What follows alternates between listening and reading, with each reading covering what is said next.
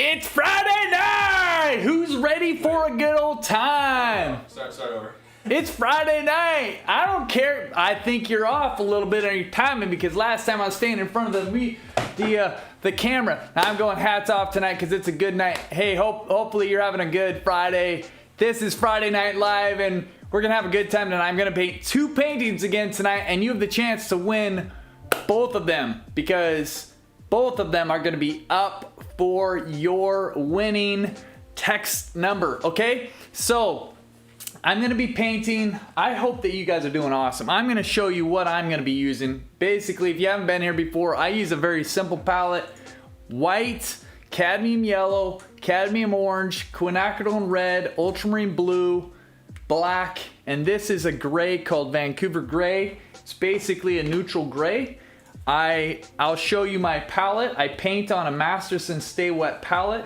It's got a special paper and a sponge underneath that's soaked with water, so it allows the paint to come up.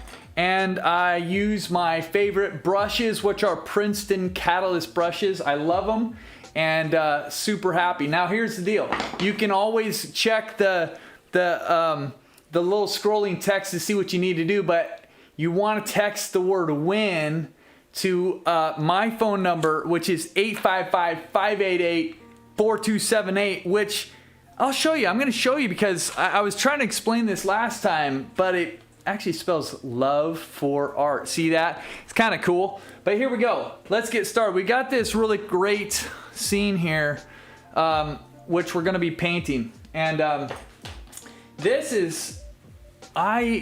I love this scene because this is close to a beach, really close to our house. It's on the way there, and so I'm pumped about it. How are you guys doing tonight? I am, man, I've had a good week. Feeling good, glad to be here, glad you're here. And we went on a little road trip yesterday. It was super fun, and I'm going to show you some pictures from that later because that's going to be the second painting tonight. But I'm going to get started here by drawing on the scene. Now this is just a normal canvas here. I toned it black, and so I just want to make sure that my color that I'm drawing with is light enough that I can see what I'm doing, but I don't want it to be too light that it stands out too much. So it's kind of that happy medium of a darker kind of gray, but not too dark. Now it kind of cuts through right here. But how are you guys doing tonight? Love to hear who's here and see how you're doing, see how your week was. Sherry Cohen, hi Sue, she's from London. Oh, cool. From London, yep. London, England, or London, Ontario? I don't know. We'll have to see. Lottie Stout from Lake Stevens. All right. Hey, Lottie. Stacy Morgan from San Diego. Linda Smith from Arkansas. Awesome. The Greenmans, as always, from Montana. Yay. Patricia Young from Alaska. Hey, Patricia. Sherry Atherton from Everett. Todd Gardner. Todd, hey, got your text earlier today, or an email, I can't remember, but I saw something come in from you, but I haven't been able to respond, and I didn't read all of your message, but thanks for sending that. It looks awesome. I'm looking forward to reading it. Flint Standerfer from Georgia. Let's see, Sue Brent from Cambridge, Ontario. Hey, so awesome. I know. So awesome.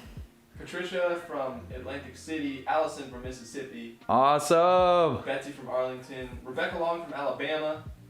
Oh man. Virginia, Indiana. Yeah, we got people from everywhere, like always. Awesome. So glad that you're here. So glad that we can be together. And I wanted to say thanks. Last week we asked for you guys to send in some photographs. We painted the second photograph. The second painting that I did was from one of your reference photos. And I just wanted to say that we found out at the end of the night because we got a bunch of texts that came in a little bit late. And so what we found is that when we are having you guys send in the images, that because some of the images were probably kind of big or whatever, it took a while for our texting or them to come through as text to our phone, probably because there was also a bunch of them sent at the same time, whatever, I don't know. But all that to say, thank you for sending them in, because they were great, like super awesome. And I'm actually hoping to be able to paint from some of them in the future. And so but I didn't feel like it was right for me to just break one of them out tonight because I hadn't asked anybody. And in the future also, we're going to look for, because we like doing that. It was kind of a fun little thing where we were able to get people's reference photos. Honestly, for me, it's pretty cool. It's pretty cool to see what you guys are looking at and finding beautiful and sending in. Like, it was really fun for me to look through them, and I would enjoy painting from them also. But I think also in the future, we're going to try to find a way that will work a little bit quicker to get them into our system, because we might have a way to do it through my website or something like that. But thanks for sending them in. Fun. Suzanne says, have a fever, not feeling well, don't think I can watch very long. Oh, I'm sorry, Suzanne. Hey Nancy, hi Lisa. Welcome to the stream. Welcome. So this is, there's this little road that comes down over here, and this is actually a county park. At the end of the road, there's a little beach down there, and it's one of the hidden gems of the area that I live. And I mean, it's a county park, so it's not like super hidden, but if you didn't know it was there, I don't know if there are really any signs for it either. And it's a really beautiful beach. And this was, I believe, the day that they reopened the parks. We went down to the beach. I think we actually brought our little kitten down that night, and he was like exploring on the beach. And now we've realized that he really likes going down to the beach, and he's kind of like a weird cat that likes water. And so it's been pretty funny realizing that he'll jump in the bathtub, he'll kind of walk around in the water. He doesn't really swim at the beach, but he likes to go out in the water up to his chest and kind of, I don't know, he does the old like cat kind of like putting his feet down like that. He's funny. But this was that night when they reopened the parks, which was like so awesome for us. So a good memory. I should say that I also will break out my phthalo blue here every once in a while, and I'm gonna do it. I just like to put this little container right there in the bottom of my palette, and then I can dip into that if I need to. So I would love to hear, let's see, what's a good question I could ask, Peter? Weekend plans, maybe? Oh yeah. I guess it's Friday, isn't it? Man, It is. weeks go pretty fast sometimes. I swear, like, Yeah, they do. I guess the weekends go pretty fast. But what are you guys planning to do this weekend? Do you have stuff that you're up to? You gonna do yard work, get caught up on stuff like that, or do you have any fun things? I know somebody texted me this week to say, sorry, I'm not gonna be able to make it tonight. My husband and I are going out for the first time since COVID-19 kind of came around. They're going to go do something, I don't know what, but Oh, that's awesome. yeah, I was like, actually didn't respond because I can't remember. Sometimes I get messages. There's just too many ways to communicate these days. Yeah. That's my problem, is like I'll see something coming in my phone and it's like a variety. It could be from Instagram, it could be from Facebook, it could be from email, it could be a text, it could be like, oh, who knows. Susan says buying fireworks. Heck yeah. Fireworks. Jane coming back from Gulf Shores. Patricia. Busy day Nice. on the beach. E-Hole last day of work for a week. Oh, nice. David Schwartz says playing golf. Betsy, Oh, that's fun. Perhaps go to Iverson Beach. Hey, this is the beach right here, Iverson Beach. Yeah. Wendy Fleury says going to take photos of lavender fuels in Kentucky to paint. Oh, Catch up on lessons. There you go. nice. Todd says painting more of the interior of my parents' house. Tired of house painting. Ready for real painting. Yeah. So are you painting the inside or the outside, Todd? Most sounded like the inside right now. He said more of the interior. Okay. Yeah. That's tiring work. But it sounds like you guys have a lot of stuff going on. That's fun. Patricia, have you caught any more salmon?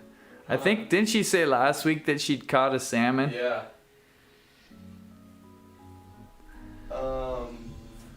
Dennis Redmond, I'll be painting too. There you go. House painting, I take it, or art painting? Probably art. I don't know, maybe. Hopefully art painting. I mean, it's not bad to, you know what? You gotta do what you gotta do. And Sure do. painting houses ain't the worst thing in the world. And especially if it's a good thing for your family. Yep. Taking care of your mom like you are, Todd. First dinner out on a terrace at the Ritz on the Rideau Canal. Nice wine. Mallards, ducks swimming around. Oh, Says nice. Maureen. That sounds like a good evening. Yeah. That sounds great. Louise Powers, art painting and day tripping. Yeah, there you go. Oh, awesome. Hey, I should say, just for anybody who's new or doesn't know, I don't really teach right now during this time so much because this is designed as a hangout time more than a teaching time. So I hope that's not too disappointing. I know I've had some people who were like, oh, I came and across this and I was like so pumped, and then I realized that you didn't teach at all. And they're like really disappointed. And I just would say we do teach. I do teach a lot. So we actually are closed right now with our membership, but we just are, you know, we've had some disappointed people with that too. So we decided that we would open up Acrylic 101, which is a kind of foundations of painting course, and we just are running some good stuff on that. And the thing that's kind of great is if you're here and you're new or you want to check out Acrylic University, you want to hear the instruction, actually we have a special deal. We decided, man, you know, maybe we should run a thing that's kind of for the people who have been hanging out with us on Friday night, and maybe we'll run a special deal that is really only for them. So Peter actually put the link in the description of this video, and if you're interested, I'm just telling you, it automatically applies a coupon that gives you a better deal than you can get anywhere else. And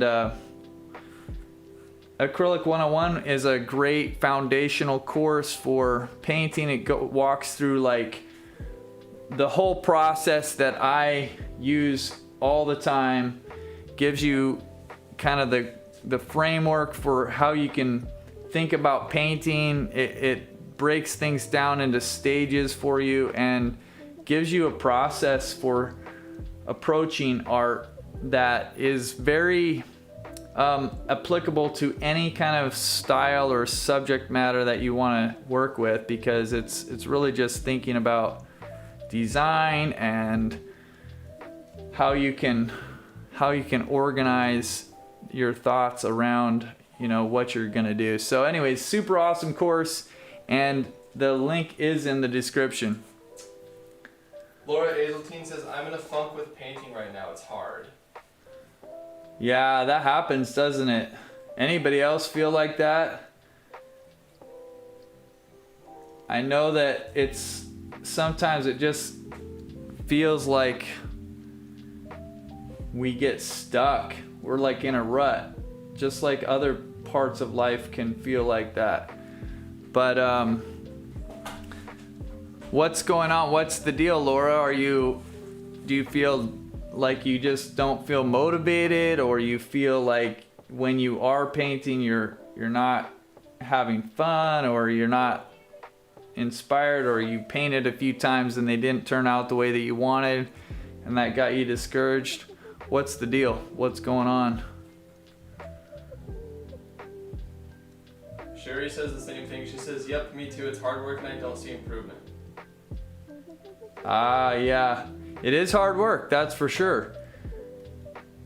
What do you guys think? How quickly do you want to improve? Like when you say you're not improving, what does that mean? And what are you looking for? What are you hoping for? So I know that growth is often a lot slower than we think, but it doesn't mean that it's not happening. And it also is like, I think one of the things that's kind of hard with art, just like anything, is like, think about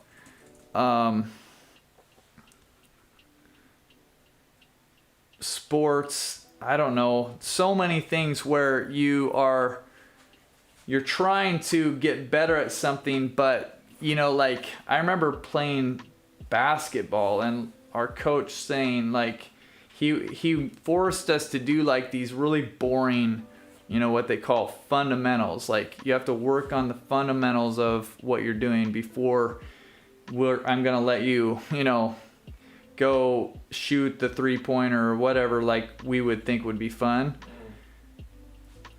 But it was like, that was the stuff that actually, it was really boring and it was hard, but it was like, that was the stuff that helped us become better players. But it was like slow and hard. But what do you guys, like, when you're saying that it's hard and it's slow, like, tell me like what you kind of are, I don't know, what are the things that you're like hoping to grow in that's slow or hard?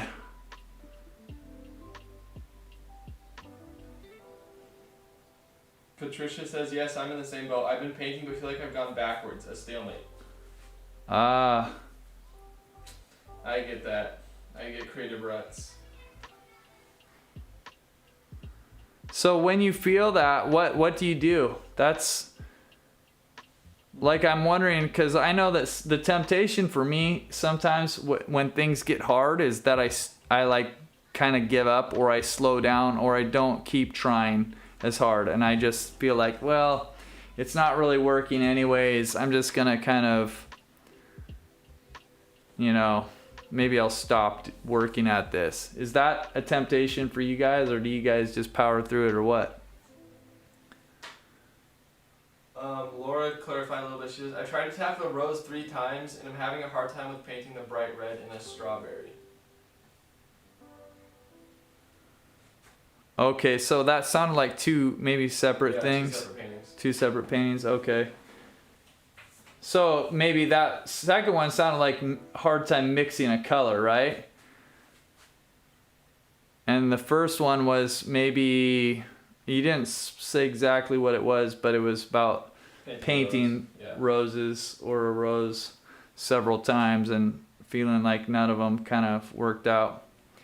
Well, you know what? It's actually not easy to paint the same painting more than once. Sometimes that's actually like really tricky. Some people have some great advice. Sue says, I noticed this week by cleaning up my painting. I noticed this week by cleaning up that my painting is improving, even though I didn't think it was, as I looked through my first paintings. Oh, that's pretty cool. Yeah. That is a good thing to do. RRD Ragging says, when I'm in a rut, I go back to something I enjoy and am better at, like pen and ink or drawing for a while. Yeah. Well, I think the thing that's hardest about feeling like you're stuck is the mental aspect of it.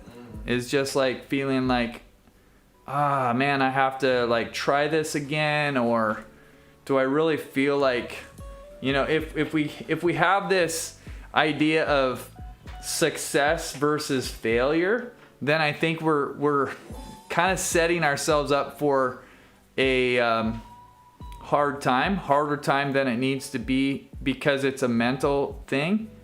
So I would encourage you to think of it less as success and failure as a process. And I know I've shared this story, and so I'll try to like paraphrase it and not tell the whole thing. But it's the story of Scott Christensen and where he was doing a demo live like this, and I realized that he was really struggling with it and stuff, and then he kind of like used it as this great teaching moment where he talked about failure, and he said, hey, look, if you're just succeeding every time you paint, that's nothing to actually be that proud of, because all that means is that you're not trying anything new. You're not actually growing at all. And he kind of turned everything on its head and said, look, if you're struggling, if you're going through hard things and it doesn't feel like you're gaining any ground, then stop thinking that that's failure. Start looking at that as actually what it is, which is growth. You're actually making strides, and you're trying new things, and you're experimenting in ways that you haven't done before, because that's why it's hard, is because it's like if you're exercising, if you're just like exercising and it's super easy, you're not breathing hard, you're not like struggling, that's like not exercise, right? It's like you're actually not gaining any muscle, you're not gaining any endurance or anything like that. You're just kind of coasting.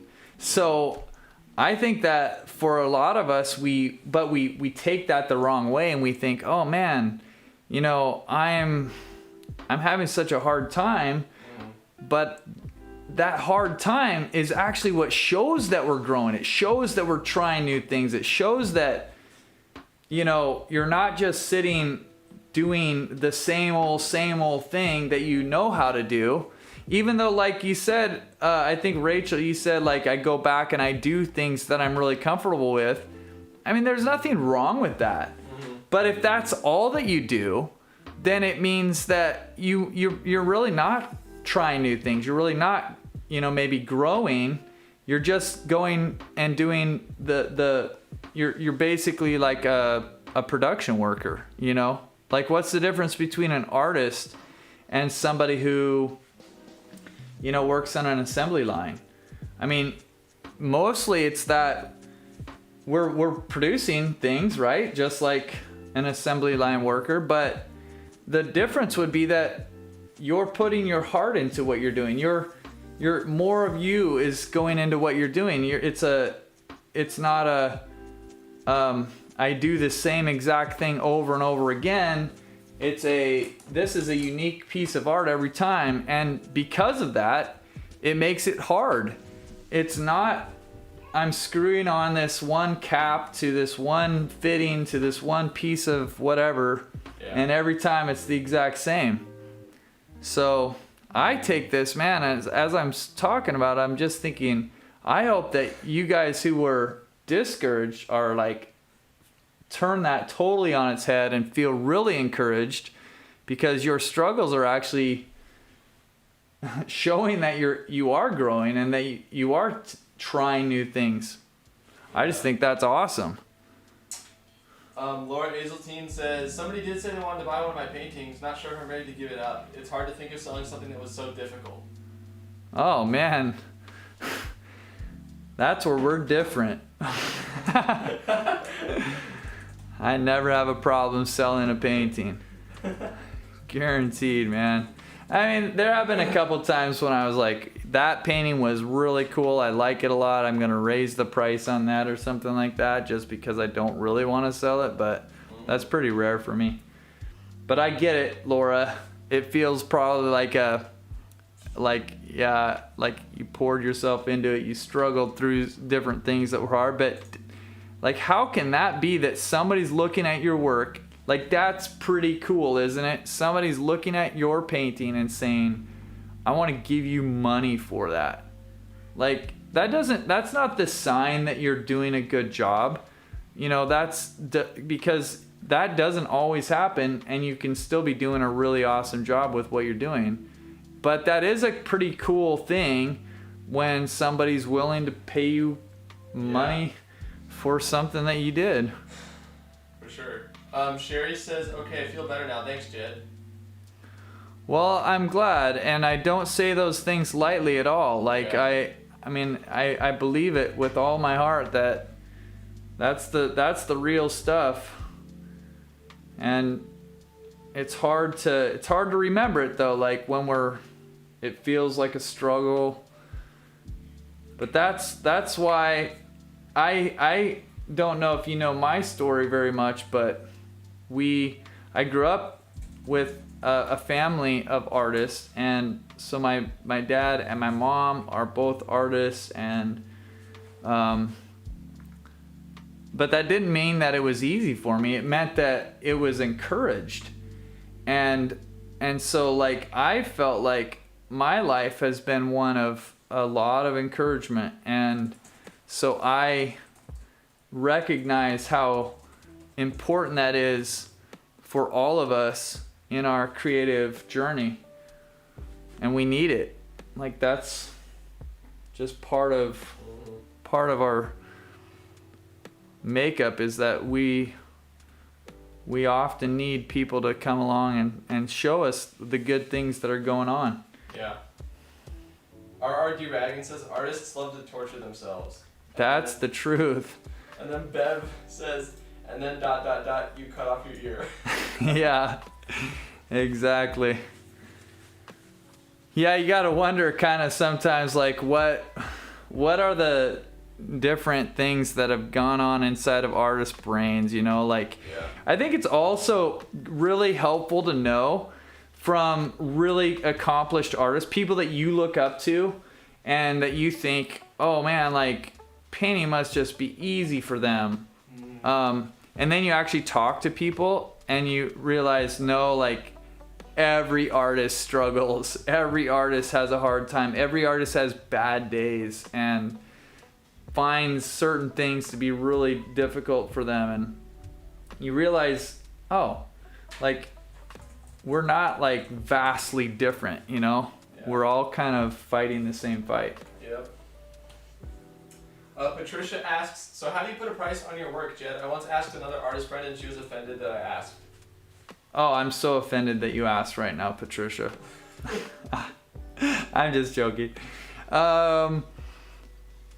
That's like question number 2 in art, I feel like, is how do I price my work, right? Like, I don't know how many times people ask that question, how many times I've, visited that question over the course of my career.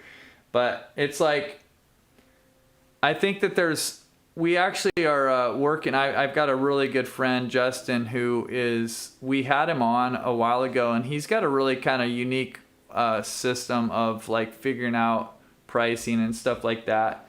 And his approach is vastly different than, in some ways, it's quite a bit different than a lot of what I've heard other people say.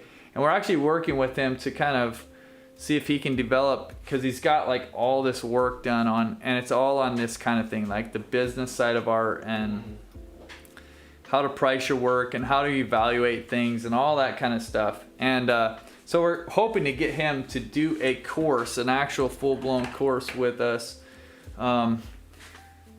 which is obviously going to be better than what I can say right now. But what I would say is that you really have to like take a bunch of things into consideration, like where you are in your art career. Are you, just starting out? Are you, so you kind of like look at the world around you and you go like, okay, relative to other people, where am I at? Then you look at I mean, these are not in any specific order. That's probably not the very first thing. Maybe the very first thing would be to look at your work and to have an honest evaluation of it and say like, okay, like how does my work compare to the art world? Like, where do I fall? And then look at, okay, the people that you're looking at and you're kind of like saying, well, it's somewhere in this range, you know, maybe. And then you start thinking like, okay, well, now where does my art, where do I fall in terms of, like, do people know who I am? Anything like that, my reputation. And then you look at your market, and all those things kind of have to work together. Like you could be a really amazing artist who lives in a really kind of bad place for art, and you're not going to sell anything to local people. So you have to figure out, well, in that kind of case, like maybe you have to figure out how you're going to sell stuff online. Maybe you have to figure out how you're going to, you know, do different stuff. But maybe if you were living in the downtown London, England, you know, like, and you have access to a gallery there, maybe you have like a totally different, you know, market. And so like, that's another thing that you kind of have to, you know, weigh. But I think it's a combination of those, at least those three things. What's your work like? How do you compare, you know, like to others in terms of your, how well known or wherever you are in your art career? And then where exactly like are you, and what is the art market like around you? You know, it's different in New York, and it's different than Indianapolis, and it's different than Seattle, and so those are the things that I would consider. And then it's also different, like you may have to think about like, what are you doing it for? And you know, like, are you trying to make a living as an artist? Are you trying to, is it a fun thing that you do as a hobby? You know, you might have different motives, and you might want to give away paintings or sell them really, you know, like as a good deal because you want people to enjoy them. So like there's a lot of factors that go into it, and it's a very, very personal decision. Cheese Puff dude, I'm assuming he came from YouTube recommended, but he says, I don't know how I got here, but I'm not gonna leave. Oh, awesome. Well, glad that you're here. Kylie says you paint beautifully, keep it up. Oh, thanks, Kylie, appreciate it. I don't know, I was looking at, like, I can see a screen in front of me, and I've been like working on this grass down here for such a long time, and then I was looking up at the screen and I was thinking, man, it doesn't really look like too much right now, but hopefully it will pay off in the end, this time that I'm spending down here.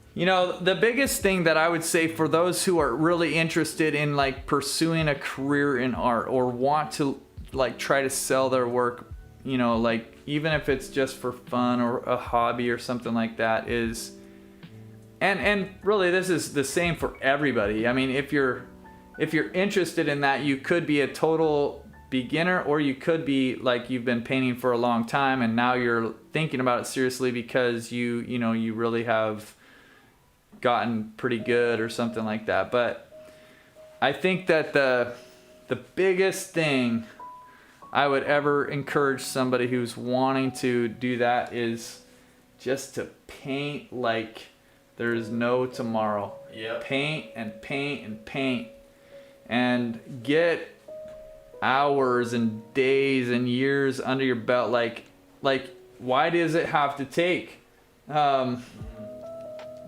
you know, however many years to get really good? Well, it doesn't.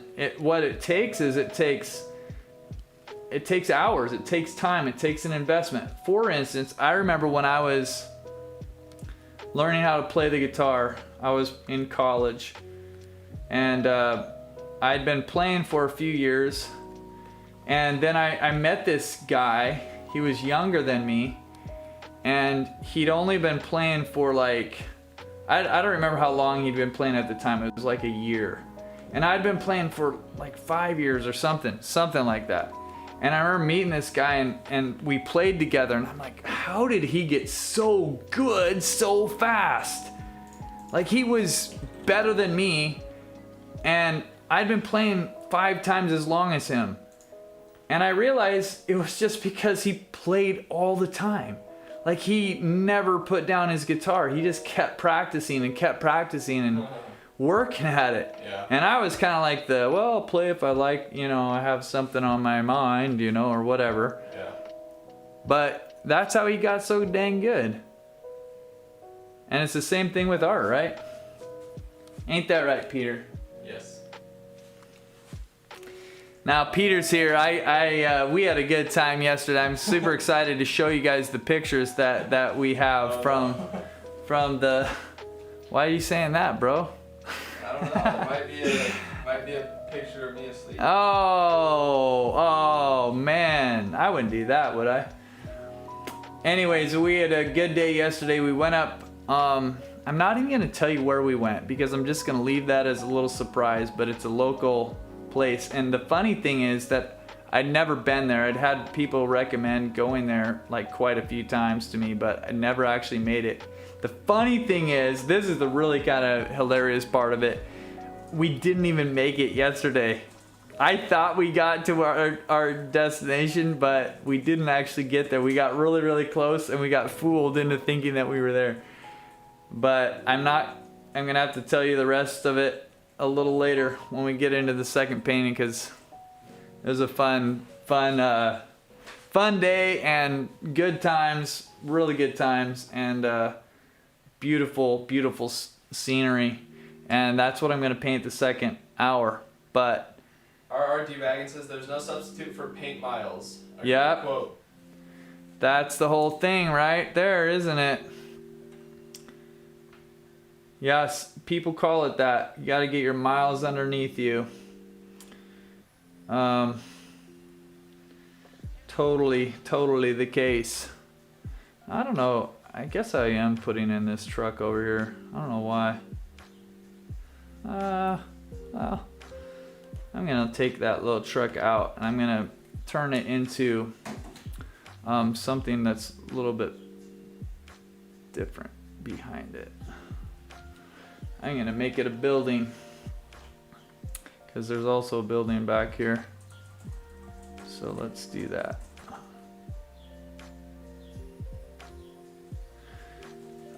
Yeah, so if you haven't done this yet, make sure that you text the word win to my number 855-588-4278, and that's going to enter you to win this, but it will also enter you to win the second painting of the night. Now here's the deal. I know that some people are probably not going to stick through the whole night, and I'm really sad to say that if you don't stick through the whole night, you won't be able to win a painting, because we have to run it in a certain way where we pick both the winners at the same time at the end of the night. It's just the way that our little thing works that we're doing. But hey, that means if maybe you stick with us the whole time, you're gonna have a better shot of winning. Who knows? You could walk away with 2 paintings tonight. No, we wouldn't do that. Would we? Would we? I don't even think that we'll pick the same person. I'm just joking. No, I know. I'm just playing with people, trying to get their hopes up. If you're the right person, we might give you both paintings. Peter's like, shut up, Jed. What are you? No, Daniel says, Jed, what type of guitar do you play? Oh man, I've got now I have a Taylor. I just have an acoustic Taylor. It's awesome though, I love it. I'm thinking I don't know the model number or anything like that. I'm not that into guitars anymore, but you know, I used to be in a band. When I was in college, I was in a band, and I wrote songs and had all these songs about girls that I had fallen in love with and who didn't like me, and you know, I was like that kind of heartbroken songwriter guy all the time. And so our band was basically, I like met this guy. I had started playing songs and playing music and stuff, and then I met this guy in college, like this first day of college, my sophomore year of college, and I heard him talking to somebody, and I realized that he sang, and I just like plugged that away in my head, like, okay, remember, this dude sings. So later, because we'd kind of become friends that first day, and later I approached him. I was like, because I was helping, like I think I was showing him around and with his family, that it was like freshman orientation. And later I went up to him. I'm like, hey man, I heard that you're a singer. Do you know how to sing? And he's like, yeah, I know how to sing. So I said, hey man, I got these songs and I don't know what to do with them, but if you're a singer, man, like, let's do this. Let's make a band. And so he joined me, and then he later like knew a couple guys. Well, one, I think the first one was the drummer that we started talking with, and got him on board, and then another guitarist. So there were two guitars. I play guitar, and the singer and the drummer. No bass player though. And so over time, like we played probably for about 2 years together, 2.5 years or something. And over time I started making the transition to bass, but we actually, like, it was so fun, man. Like it was really fun. We had a lot of good times together, and we played, like, the biggest show we ever played was we opened for this youth conference, and it was in Portland, Oregon. Nice. And it was at the Red Lion Hotel, and this conference had like 1,200 like high schoolers at it. And we opened on the opening night of this conference thing. We were the opening act, and we played in front of 1,200 people. And it was so funny because we usually played with our really like kind of garbagey sound system, and for that conference we showed up, and they of course provided all the sound and everything like that. I remember showing up, and we were like, they were doing the sound check, and we just get up on stage, and we're like going through our songs, and they actually hadn't turned on the sound yet, but we were like, it was kind of normal for us, like it was kind of like this acoustic feel. And then all of a sudden they turned on the sound system, and we all just like looked at each other, because the monitors were, it was like, it sounded so dang incredible to us. It was like the funnest thing in the world. That was awesome. Yeah, it was really fun, man. It was super fun. What genre do you think I was? That's what I want to hear. Somebody asked grunge. No, not grunge. How do you know, bro? I mean, you do like all kinds of stuff now, but I couldn't see you playing grunge back then. How do you know? You didn't know me back then. No. Hey, what are you saying? Ben B says metal. Oh my goodness, man. Lucia says worship music. Oh man.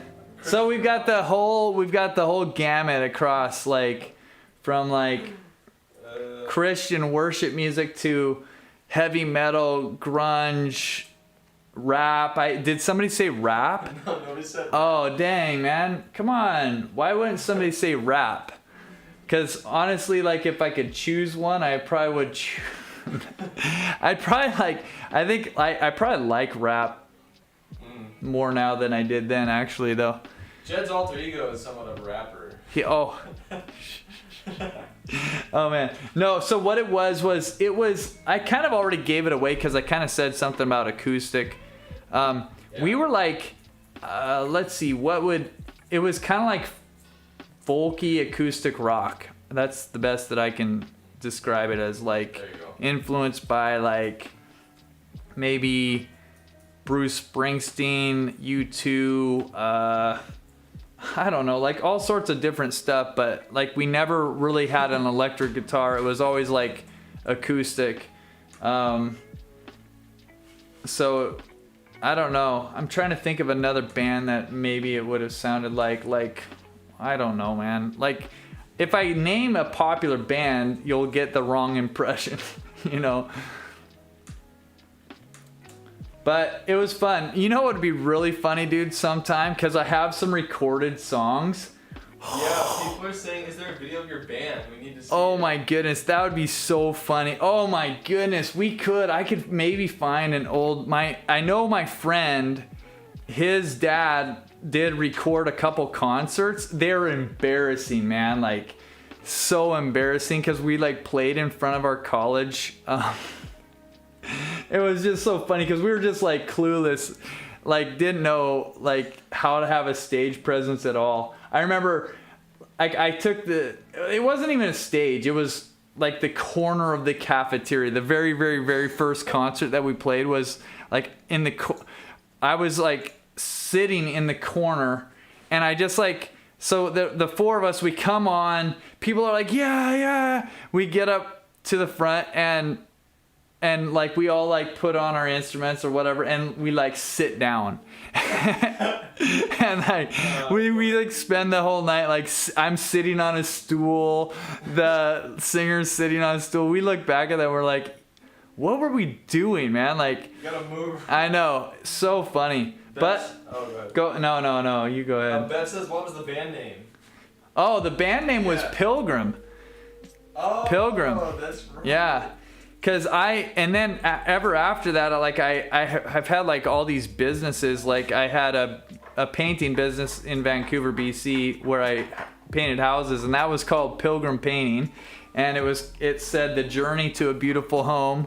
That was my tagline with it. And then in Indianapolis, when I was doing construction, it was called Pilgrim Improvements, and I did like home improvements, you know. But yeah, that would be hilarious, dude. I'll try to see. I might actually have to reach out to my friend and see if we can throw that in sometime, like as a little like segment in between videos, in between paintings or something like that. You guys would get a kick out of that. Heather says, agreed, just can't see Jed playing banjo or mandolin. No, it wasn't that. It wasn't folky like that. It was more rock. It would just be like more acoustic rock. Yeah. But, dang. What was I think I was gonna share another like little tidbit of a story. I can't remember what it is though right now. You were talking about stage presence, and then Yeah. you're naming different businesses with Pilgrim. Yeah. And then I might think of it. Who knows? But that'd be funny to show you guys. That was like this little period of time. So what I did after I graduated from college, I spent a year. We like tried to make a go of it as a band, and we like I was such a, I don't know, man. I like had no job. I like basically like did odd jobs for people that my friend knew. Our band was the four of us, but we had this other guy. He was one of my best friends, and I lived with him, and he was kind of like this part of our band. Like we called him Silent Peter because we thought he was a chick magnet. Like he would bring the girls to our shows because we just thought he was so cool and all the girls liked him. He had that kind of personality that like he could just talk with anybody, and so we gave him this honorary role of Silent Peter in the band. So we'd just like stand on stage. It only happened like at the first concert maybe, because after that we realized it didn't really make sense. But I lived for a year without really having well, I guess it was probably only like 6-7 months, and then I like moved back home with my parents because I was like, well, I actually had met Renee, my wife, she was not my wife at the time, but we were like writing letters every day to each other, and she lived long way away up in Canada, but I moved back, and we ended up getting married like the next, like 6 months later or something like that. It was kind of quick after that, but it was a good little time of life to try something different. And I have a text group with those guys, the bandmates.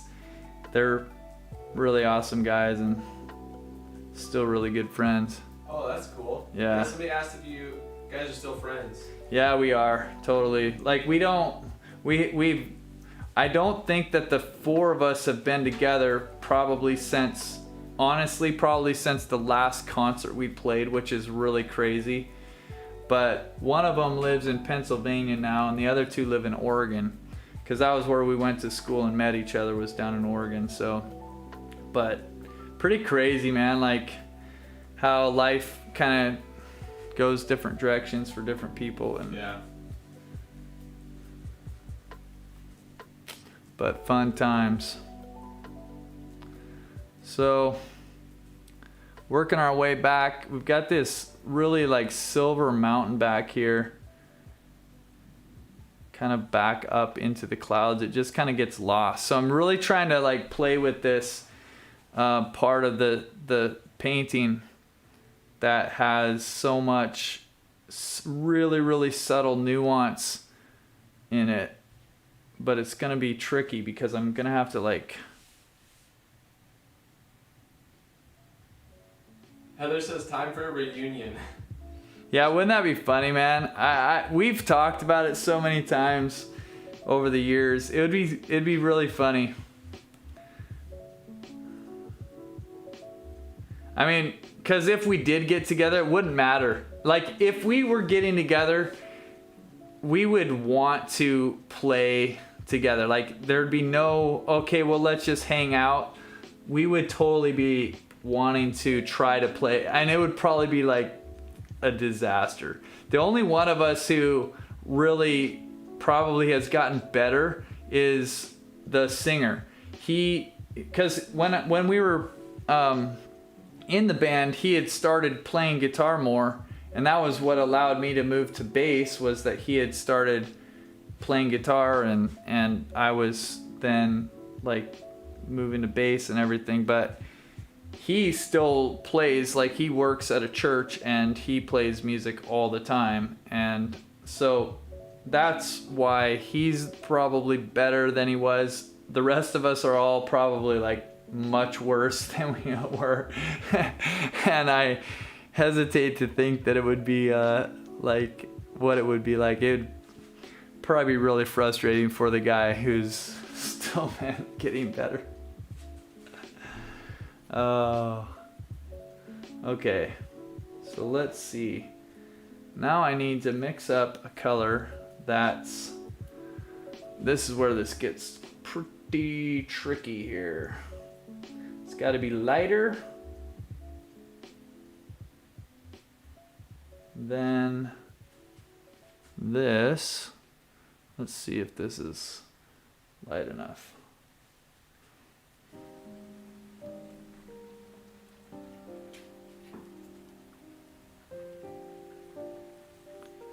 Yeah, but it's funny, like,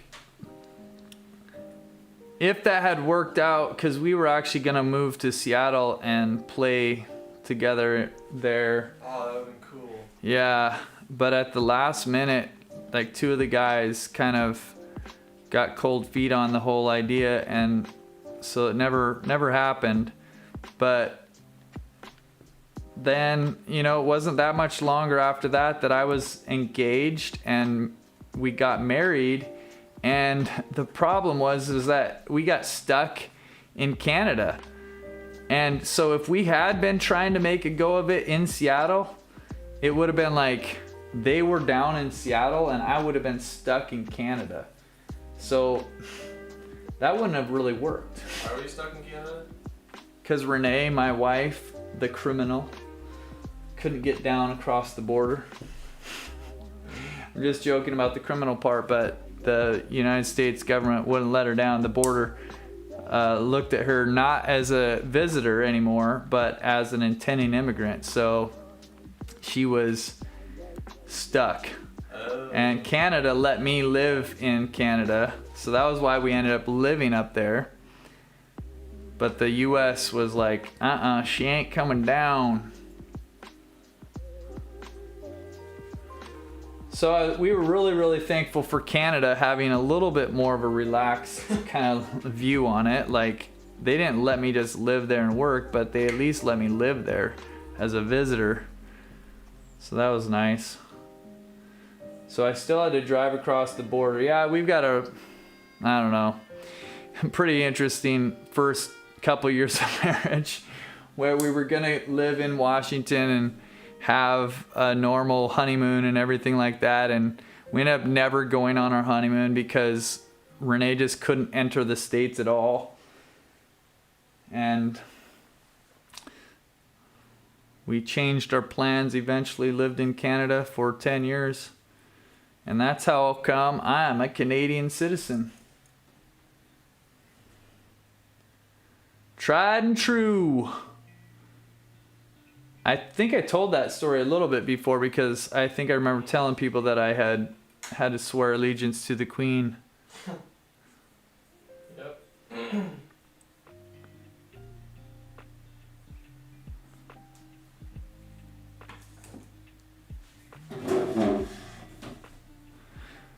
Yeah, we're gonna get up into these clouds over here on the top. This is actually what made me want to paint this, was these clouds up in the top, and then how they kind of come down. Boy, I just realized I'm like way over time.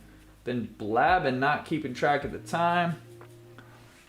But these clouds up here are kind of the highlight of the scene for me. And as they get reflected down into the lower part,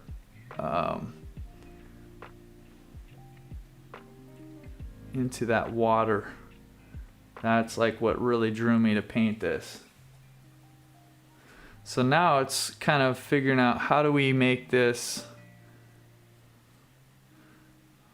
work together? These colors are really pretty together, but want to try to make this work as a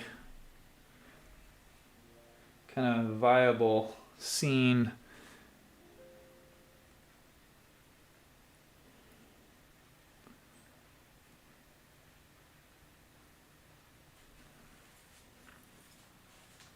Has anybody else, well, I guess, Daniel, I don't know if you asked that because you play music, but I kind of, well, I'd love to hear what other people out there like either play an instrument or have been part of a band or, something like that. I know that a lot of people don't like let on things, but you find out later they're like, oh man, like a master,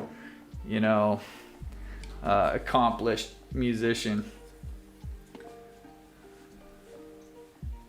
Ben says, Anne had to swear allegiance to maple syrup, the queen and syrup. Queen and syrup and hockey, right? Yeah, the Holy Trinity. And maybe, well, yeah, so funny. It's the whole, you don't know that there's a big difference until you actually go live somewhere else and realize, oh wow, this is quite different.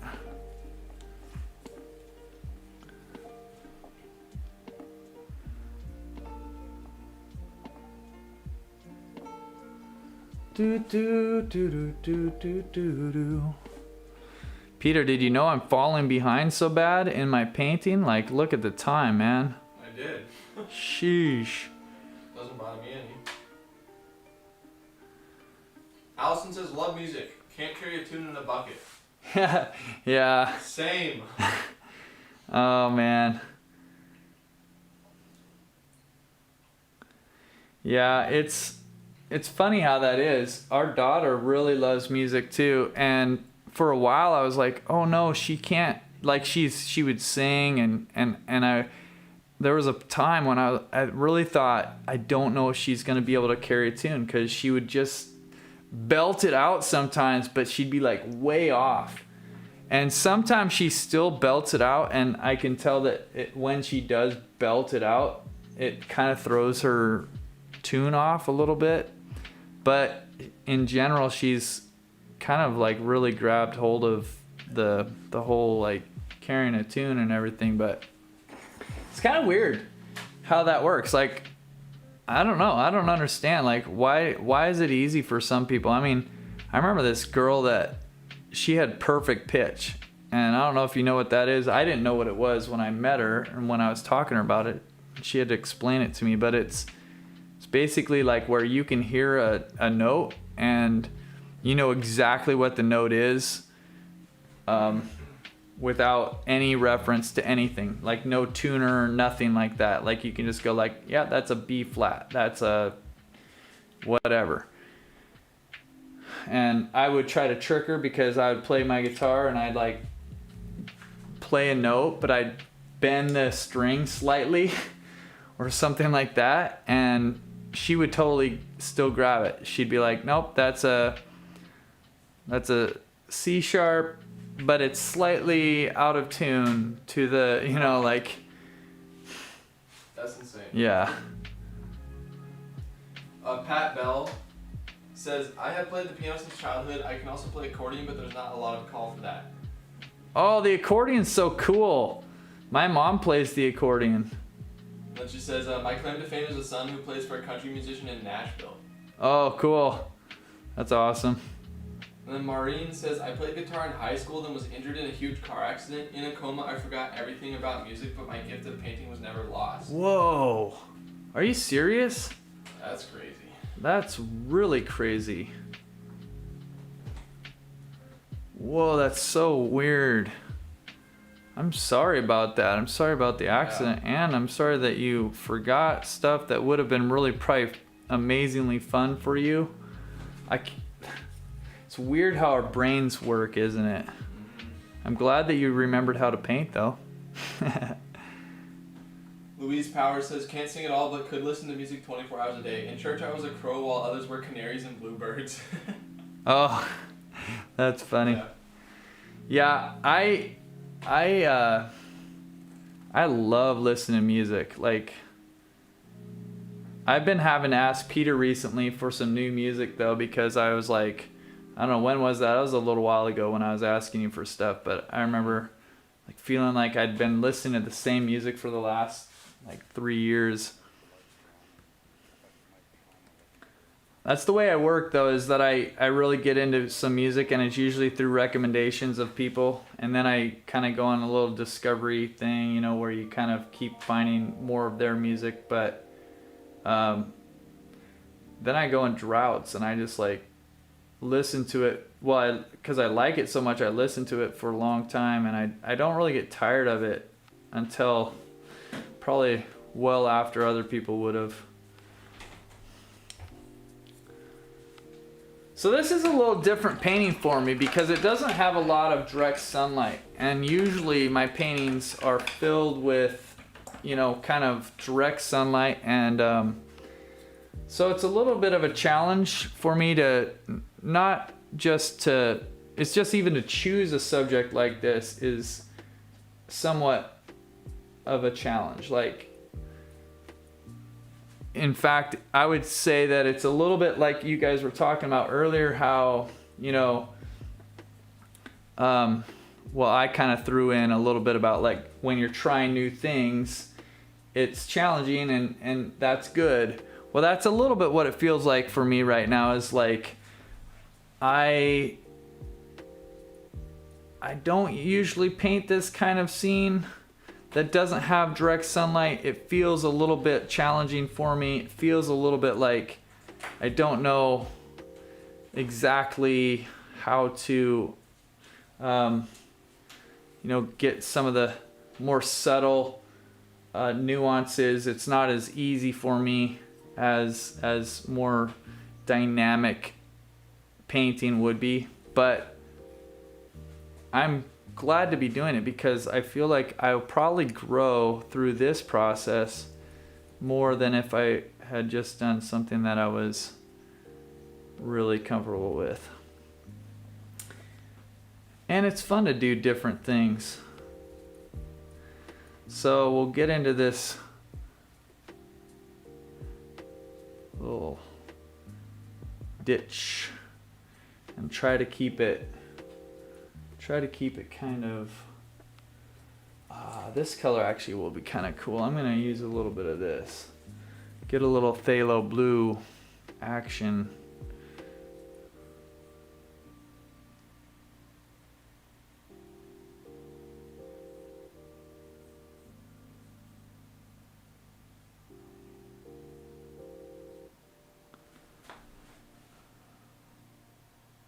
So I'll try to think of a story from my band days. Let's see. I was kind of talking about how I didn't really have a job. I was like living with my best friend down in Eugene, Oregon. And this is a decent story. I don't know. There's not really much of a punchline or anything like that, but it was just the 1 year that I did it. But I was basically doing odd jobs and stuff like that to try to earn money. And my friend he had connections because he was more from the area or had been living there and working there for a while, so he knew some different people and that kind of thing. And so he was kind of helping me get hooked up with these different jobs. But one of the people that he hooked me up with was a dude he's an older guy, but he'd been doing it for 20 or 30 years. He'd been taking Christmas trees from Oregon down to California and selling them in LA. It was, I can't remember the suburb. It wasn't LA proper, but it was really close. And it was this basically same parking lot that he'd been going to for 30 years, like I said. But he was getting older and he needed some help. He needed some younger guys to just kind of help him run his booth or whatever it was called. And he had two places. One of them was called, I can't remember the name for sure. It was Owl's Christmas trees or prestigious Christmas trees or something like that. And the other one was called Cheap Charlie's.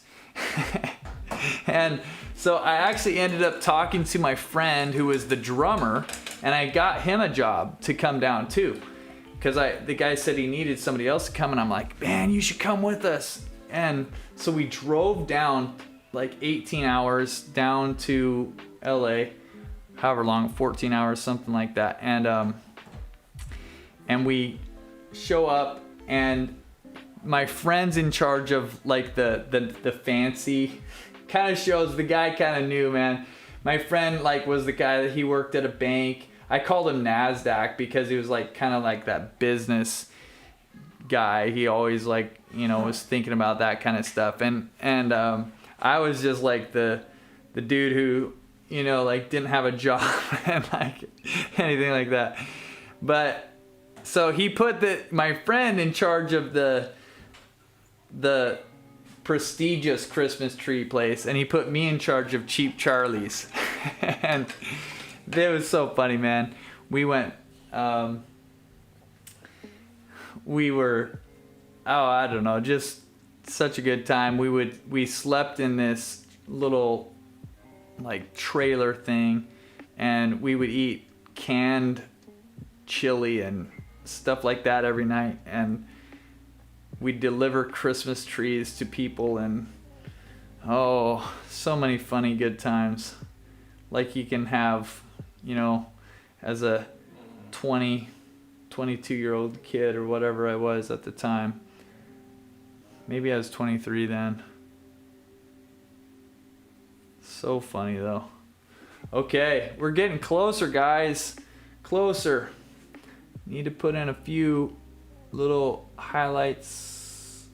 Not real big highlights, but details.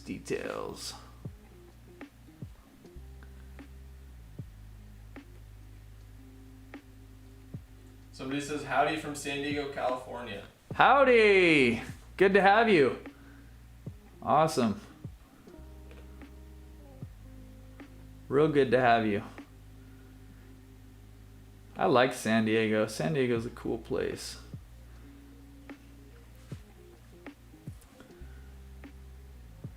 So, if you haven't done this yet, text the word WIN to 855-588-4278 and you will be entered to win this painting, which we will give away at the end of the second painting, because we're going to give both of them away at the same time.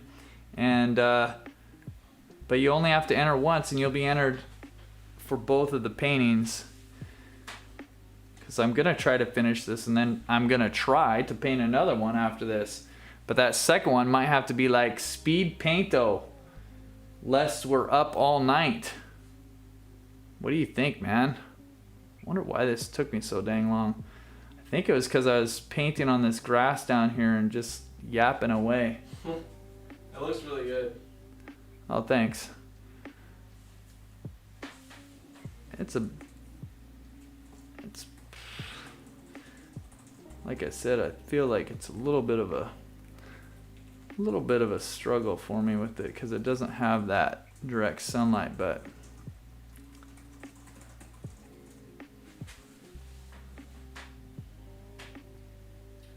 David asks, if I get the Acrylic 101 course, how long do I have access to it? Is it a limited time, or can I work at my own pace? you can work at your own pace, and actually it's for life. You have it for life.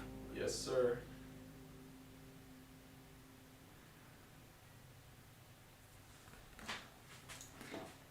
Which is a pretty cool deal.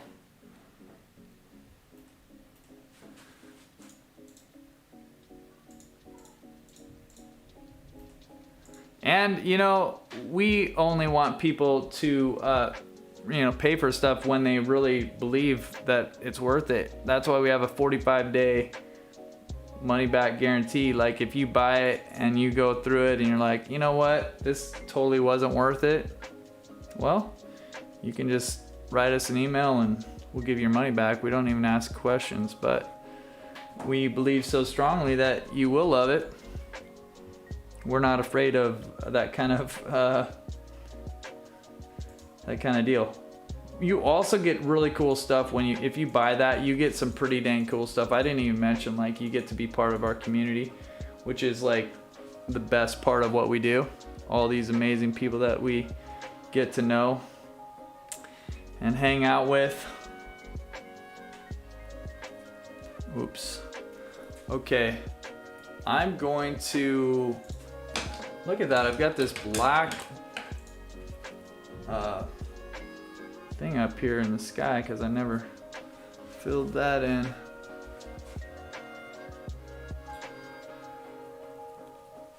Yeah, I don't think you guys are getting confirmation texts when you text the keyword in, but we are getting them. I see your guys' numbers, so. No confirmation text? It doesn't look like it. Oh, bummer. I don't know, guys. The autoresponder is super hit or miss, so. But if you just text in WIN, we have your number, for sure, so. But make sure you text only the word WIN. Don't text WIN and a smiley face or WIN and anything else, because that will screw it up and you will not be automatically entered. So make sure that you're just texting the word WIN.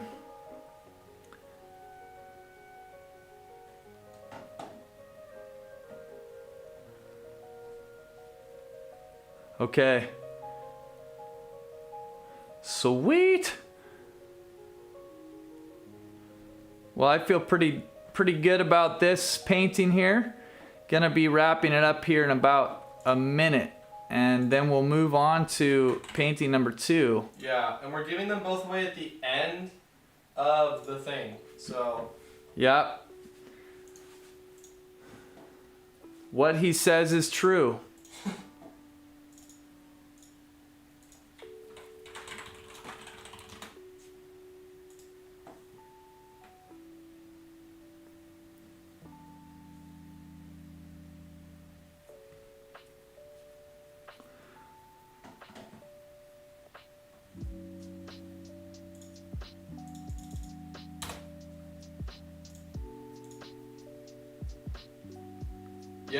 Yeah.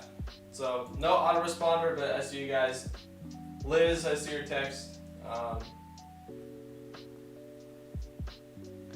You know, one thing I know about technology is that it's not always, it doesn't work the way that you want it to, does it, man?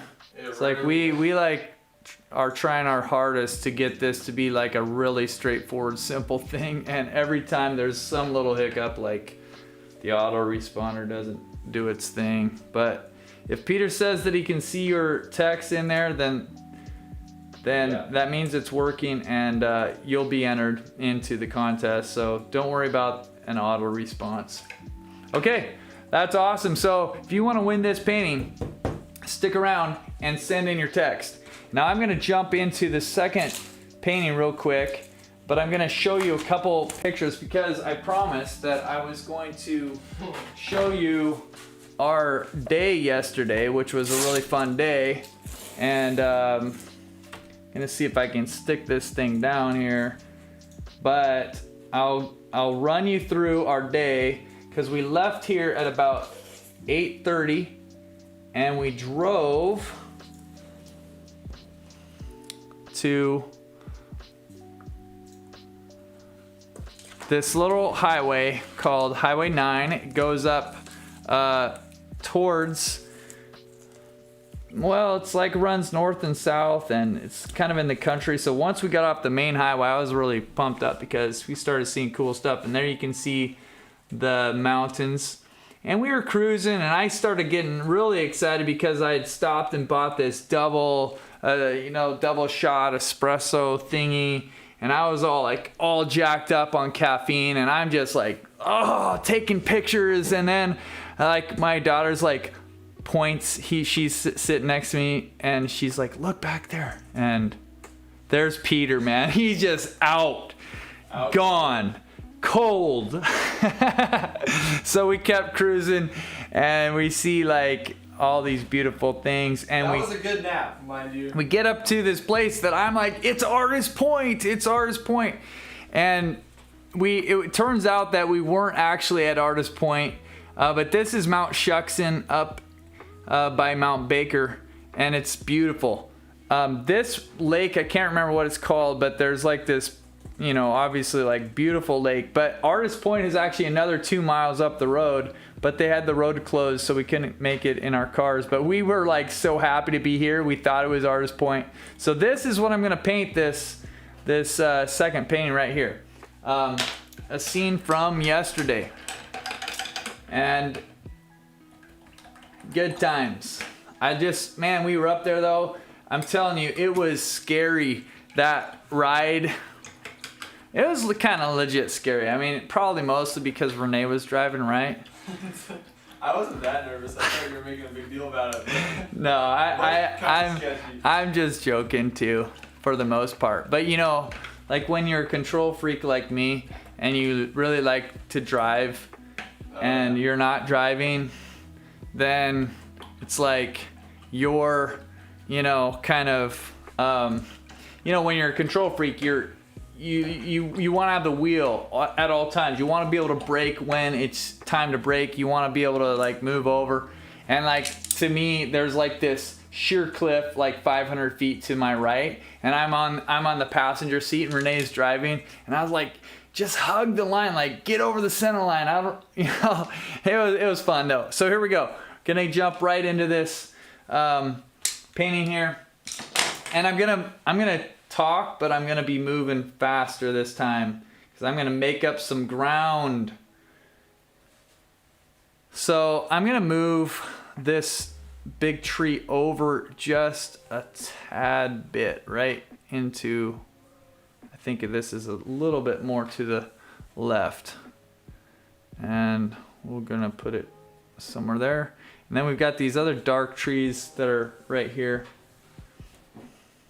But it was a beautiful day. It was weird because where I live, it was sunny when we left, but we got into all this fog on the way up, and we started thinking, oh man, like, is it gonna be sunny up there, or is it gonna be like cloudy? Is it gonna be totally fogged in? Will we really be able to see anything? And like, I don't know, we were still about an hour away, and it totally cleared off, and it was so beautiful. So beautiful that it put Mr. Peter right fast asleep. He was just overcome by the beauty. Knocked him out. I'm probably going to take out that, there's a little tree down here, and I'm probably not even going to put it in.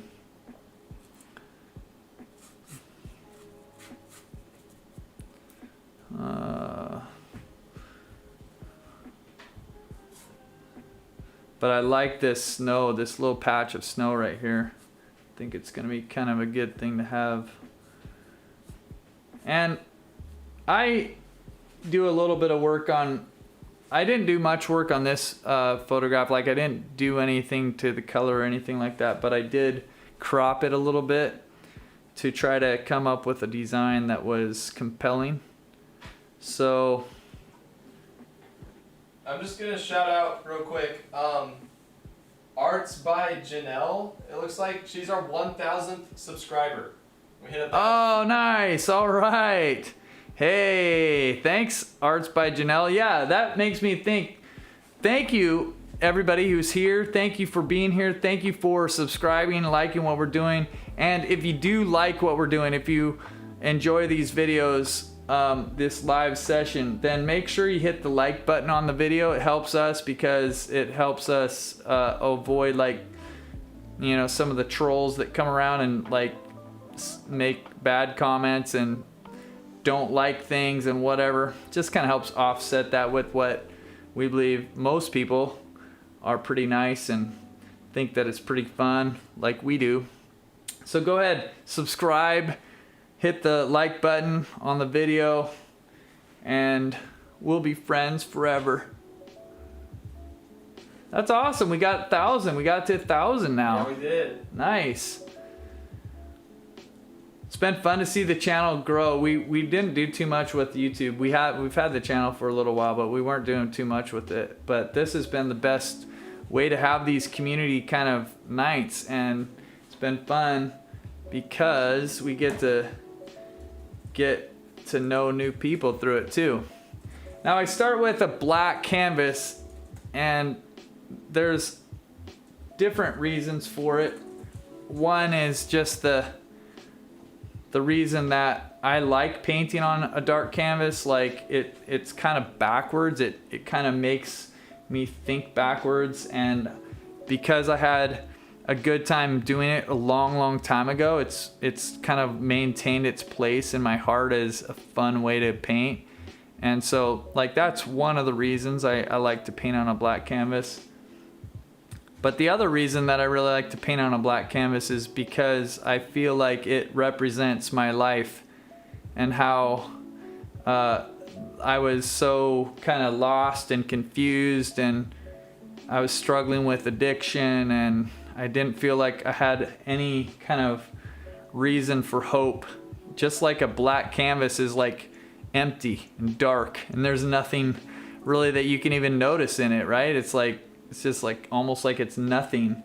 And I felt like God started doing something in my life and giving me hope and something to live for, and he changed my life by doing what I'm trying to do, is like adding color, adding life, adding hope. and redemption. And so it's kind of cool for me to be able to paint on a dark canvas because it reminds me of the hope that I have, and I hope that it's also hopeful for you. You know, like, I don't know where you're at, but maybe you feel like life is dark and hard, and you might, you know, wonder, is there really good? You know, like, who is good and what's going on? And like, I feel down, I feel depressed, I feel like I'm struggling or something like that. And I hope that through even just the small, like watching a painting come to life like this and seeing that light always beats the darkness. Darkness is actually nothing. Darkness is just the absence of light. And once the light shines, you know, like once the day breaks and the morning sun comes over the hill, the light disperses the darkness and the darkness runs away. And so I hope that that can be an encouragement to you wherever you are, however you're feeling, even tonight. Jed, did you take this picture down by the chalet? I did, yeah. This is, that's where John L went to winter camp, that exact view. Ha! That's pretty awesome, yeah. Yeah. That's so funny.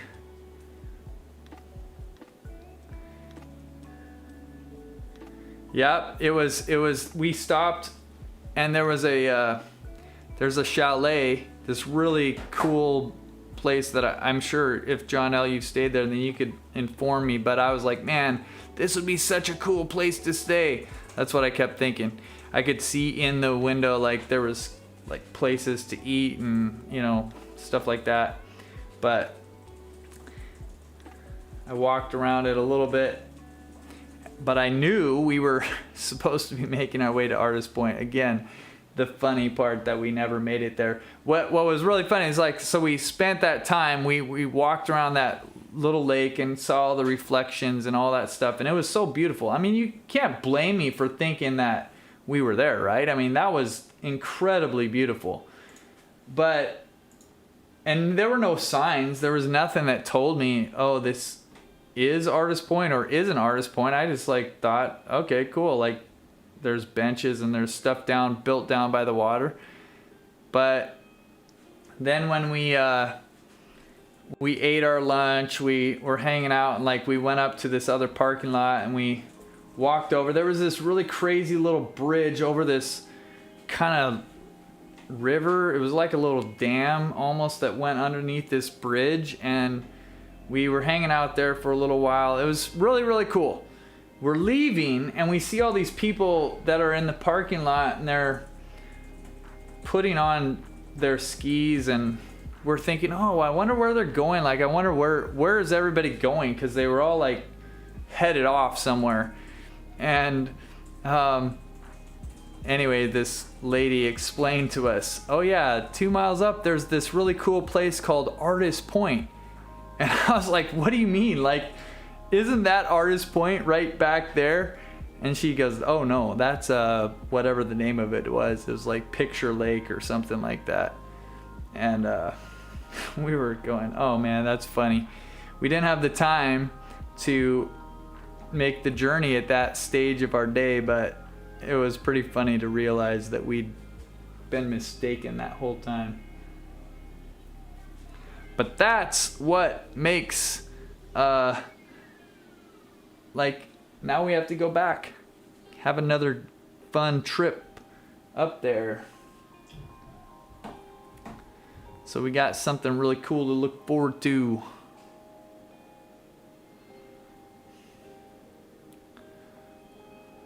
Now I'm starting to remember that I have to hustle on this painting, so I'm trying to make some bigger brush strokes and stuff like that. Not get too slow. Got this big old kind of chunk of trees right here.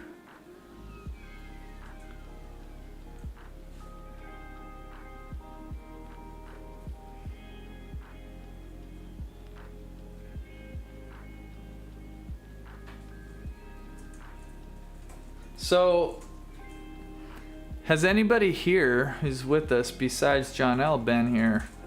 And the second question I have is, like, of everybody who's been to the mountains somewhere, like, where have you been? What's your favorite mountain experience?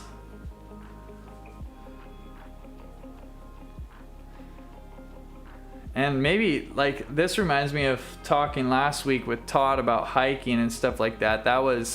We were, I think, talking a little bit about hiking, and somebody was mentioning how they'd, like, I can't remember if they'd met a couple bears somewhere.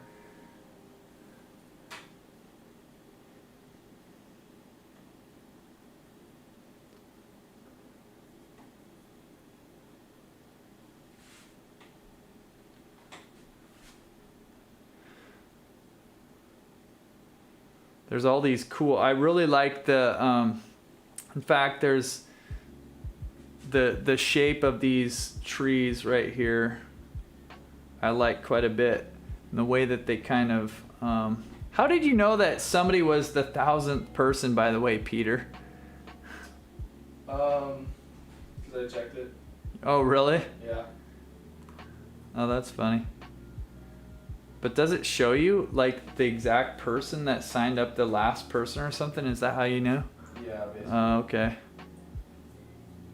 But there's a little bit of a pattern in this that I felt like stood out, and I'm trying to, it was like it pointed up this way, and everything that points up basically is going to point up towards the mountain up there, which is kind of like the object that I want people to look at.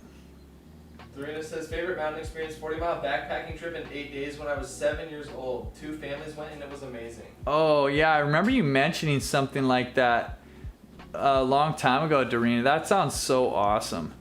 And you want to know, our daughter is going on a little backpacking trip starting tomorrow with my brother, which we're pretty excited about for her. I'm a little bit nervous. Hopefully she'll do okay.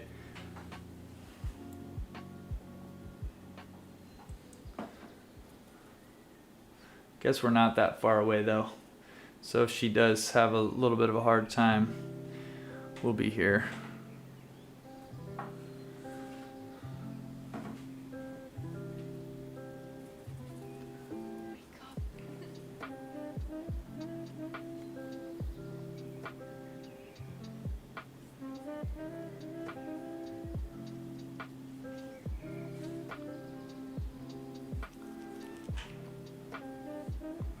Is that it? Is that the only person that likes a mountain?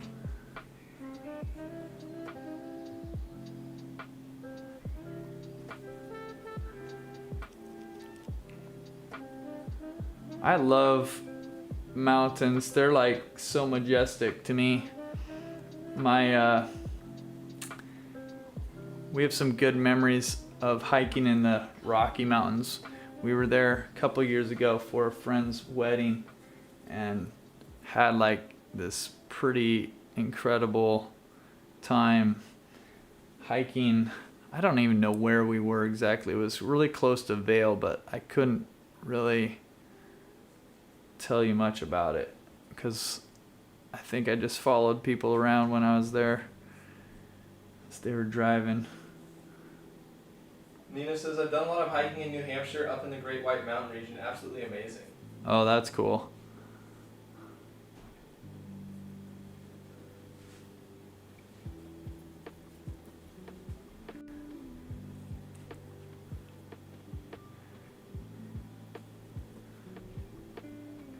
Yeah, hiking is fun and mountains are beautiful. Heather says, let her take a special stuffed toy but not silver. What'd you say? Oh, yeah. Take a stuffed toy but not silver. Yeah. Good advice. Todd Gardner says, hearing coyotes howl on the edge of the wilderness at dusk in Rocky Mountain National Park. Oh, that'd be cool.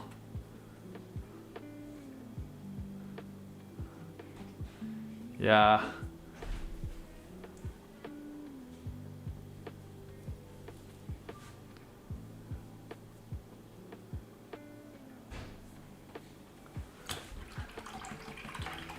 This is gonna be a fun painting here. I'm looking at my time, and like I said before, I'm gonna try to be pretty aware of the time and work pretty fast. But I really like this. Man, somebody's gonna get a killer painting on this. That's all I know.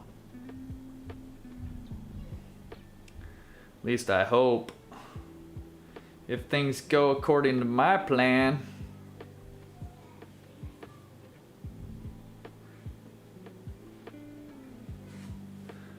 And this is one of the things that you can do with acrylics that's so great, is that you can just work in layers and like build it up slowly. That's kind of what I'm trying to do here. Is Michael says I spend every birthday in a national park. that's cool. What are your favorite national parks? And has anybody ever been to, what's the park? There's a really huge state park in, oh man, I think is that New York? I can't remember now. Oh man. But I guess it's like the biggest park in America, but it's not a national park, it's a state park.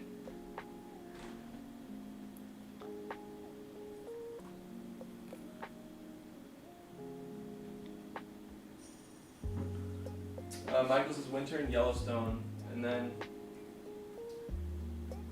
Ellen Macrander says Grand Tetons Oh yeah, with my kids met a moose. oh that's cool. I think that's cool. Maybe that's scary too. I feel like meeting wildlife is like a little bit of that, right? It's like a thrill, but it's also like, oh man, this is scary. These animals are very large.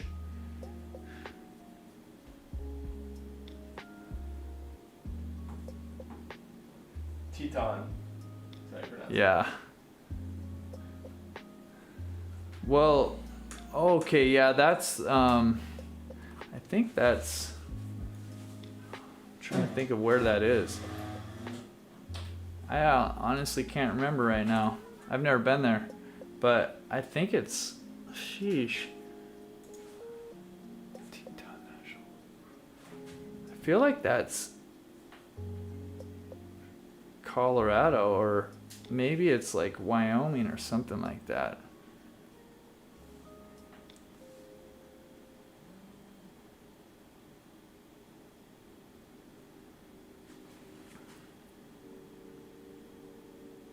So I'm kind of working on this backlighting right now. Like there's these trees that are pretty dark, but they're catching some of the sunlight that's essentially coming from the other side. And that's why I'm trying to work on that feeling of the backlighting.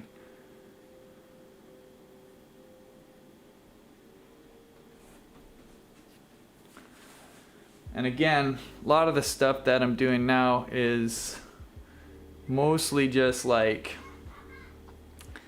prep work, and hopefully it'll look cool as we go in the end. All of it kind of working together.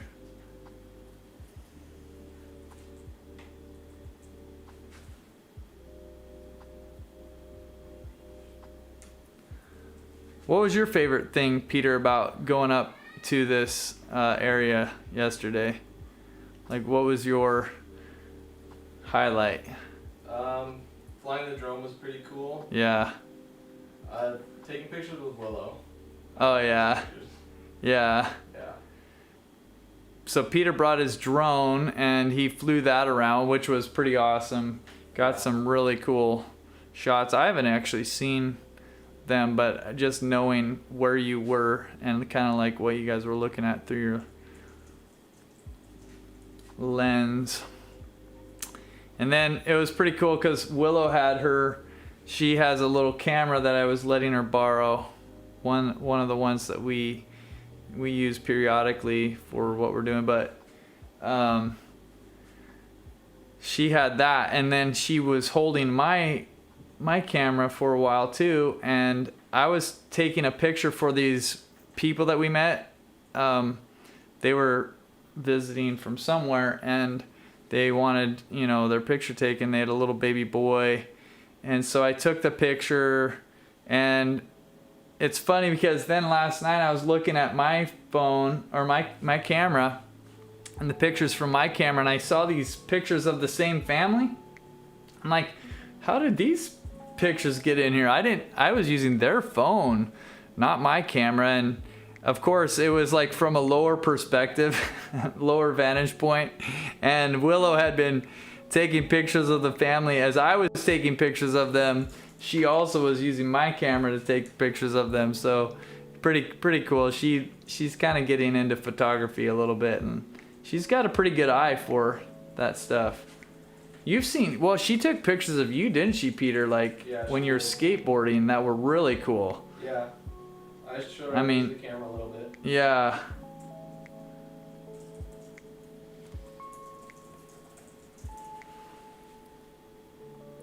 It's pretty cool because a lot of the cameras, like, it feels like some of the cameras are like, I guess they're, I mean, it was a little complicated yesterday for some of the stuff, but it also felt like it was doable. Once you get it set up, it's like, well, you're basically just pointing it and clicking. I went to school in the Shenandoah Mountains. It was beautiful. Somebody says their username is Grape Tomato Girl. I don't know what their is, but awesome. Grape Tomato Girl. That's a great name. I love grape tomatoes. That's actually probably what made me start liking tomatoes. It's when they started calling them grapes. Tricked me. The Shenandoah Mountains, though, I've never been there.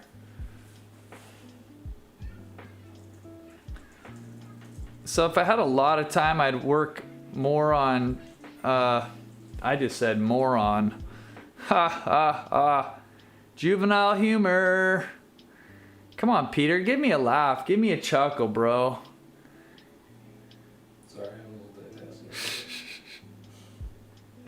multitasking. Well, what I was saying is that I would work a little bit more on getting soft edges in here, but because I'm kind of working on a little bit of a tight schedule here, and I want to make sure that I get this painting finished, I'm not going to do a lot with that right now. I'm just going to try to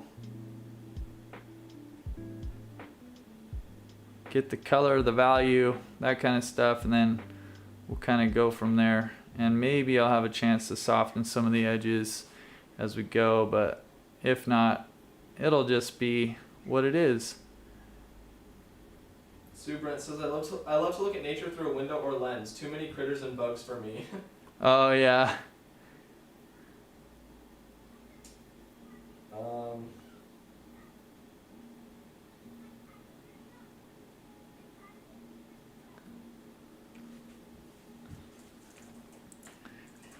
I've got a question. This is a specific question. Is Doug and Diana there still? Yeah, I think so. Hey Doug, if you're still there, I've got a question for you. My question is, would you be willing to be a moderator? You don't have to answer this now, but I just wanted to ask you this now. Because sometimes, you know how Peter just said he's multitasking? Well, he's got quite a few things to do here. And like the other day, I asked my nephew to kind of help us out, but we were thinking, well, maybe we could ask somebody who is a regular if they would be willing to kind of help us out with a Friday Night Live. So if you're interested and your name is Doug, let us know that you would be interested in that. If you're interested and your name is not Doug, you also can let us know. and maybe we'll have something that you could help us with, because there's quite a few things to make this thing happen and work and not be kind of, you know, keep it a nice, good environment for everybody. So anyways, it doesn't mean much. Basically, it means that you would be on here like Peter does, moderating the discussion, so that if anybody came on that was being weird and stuff, you'd just be able to delete their comments. And Doug says, sure thing, I'd be glad to. Oh, cool. Well, thanks, Doug. I didn't want to put you on the spot in case you were going to say no. I would give you that option to do it by, you know, just let us know later. But I guess I did kind of put you on the spot, because if you never did it, then everybody be like, well, I guess Doug didn't want to do that.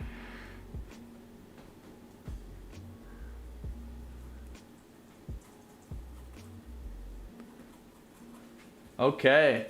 Man, now what I want to do, which will be really fun, will be I'm going to bring in like all the variety into that mountain, because there's the snow and there's a little bit of more shadow and stuff like that. Light and shadow. Heather says deleting wackos is an important job. It sure is. It's funny because I have no idea if anything weird is going on during the live stream. I'm just sitting here talking and painting and I don't see anything. And then later, Peter tells me, oh yeah, a bunch of people came on or nobody came on. It just is kind of weird. It's hit or miss, but it is a very important job.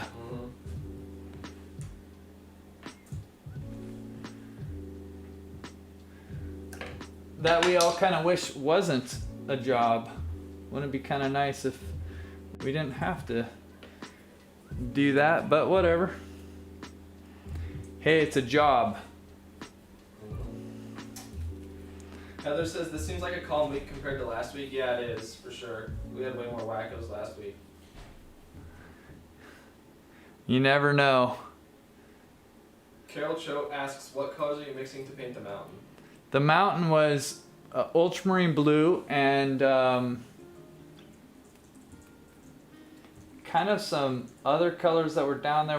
I think I had some of my Vancouver gray over there, and there was a little bit of red mixed in because it has a little bit of a violet feel to me. But some of that, I'm sorry, I can't give you a super clear answer because some of it was kind of sitting there and I mixed back into it.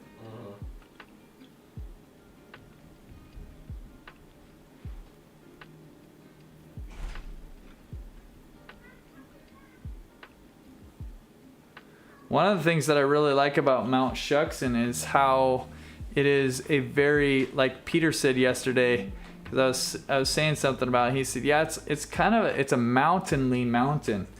It's got a real kind of feel to it that makes it feel like the shape of it is like what you would expect from a mountain, I guess.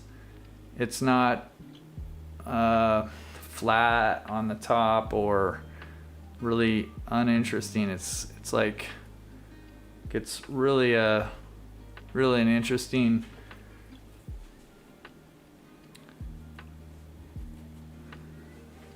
and mountainly shape.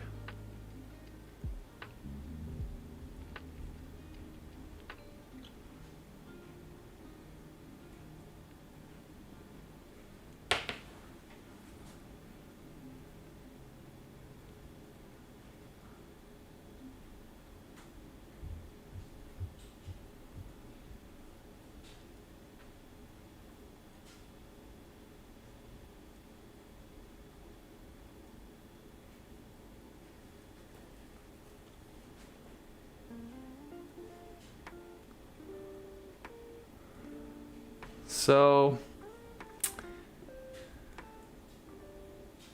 Kim Makovic says, thank you, Jed, for these painting lessons. Heading to bed. Long day here on the East Coast. Good. Oh, absolutely. Have a good night. Yeah. Thanks for joining us, Kim. Yeah, thank you.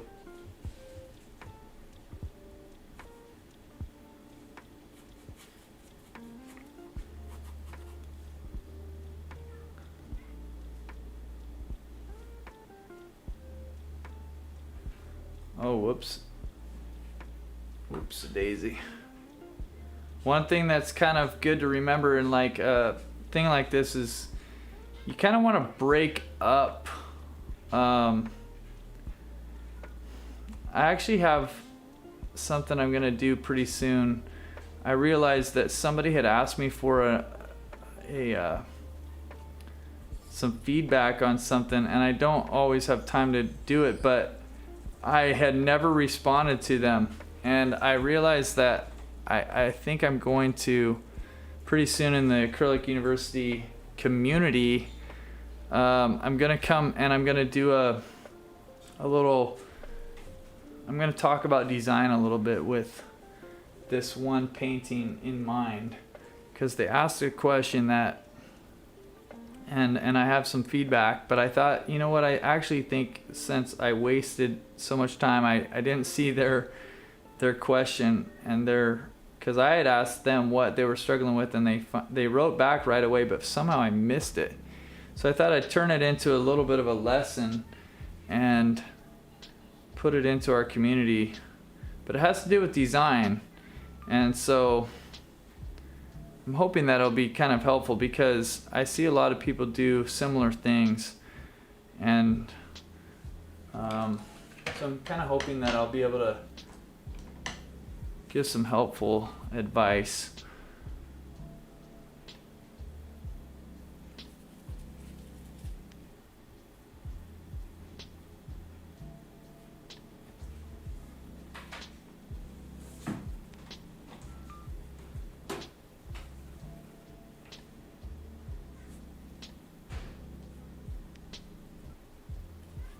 Serena says, yeah, I'm looking forward to lessons on design.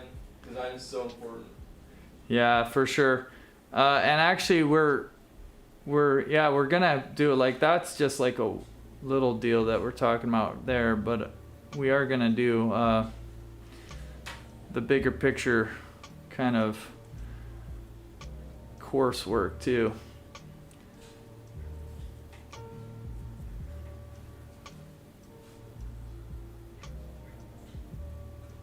And then there's this little bit of snow that's kind of coming through up here, which I think. Louise Powers asks, can you order Vancouver Gray online? You know what, Louise? I think you can. Well, I know you can, or at least you can call and order it. I ordered some and I got it in the mail, so I don't remember for sure how I got it, but I'm pretty sure that it was an online order. Okay, so now it's almost time for me to be done with this painting, but I'm gonna do just a little bit more. We're gonna get into this snow a little bit here and see. Now this mountain is gonna look a little different than what it looks like in real life, but that's okay.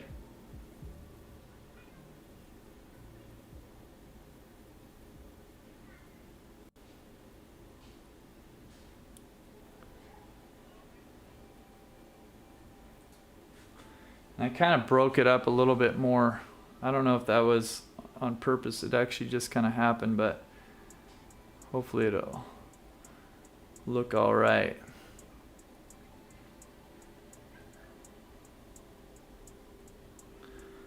What I mean is I broke it up with the shape of that, with a tree.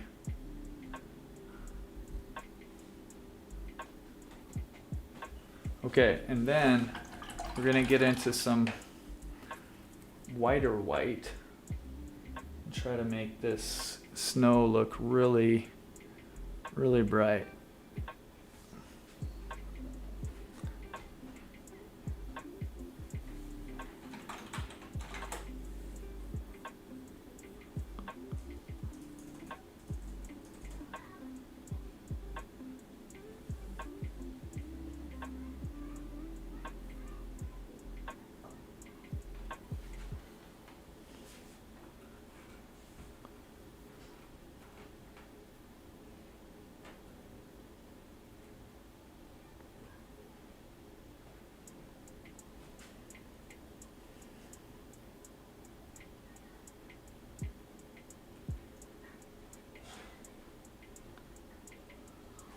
But this is like what really makes me interested in this kind of scene is seeing all the how pushed back the mountain is. It's like very much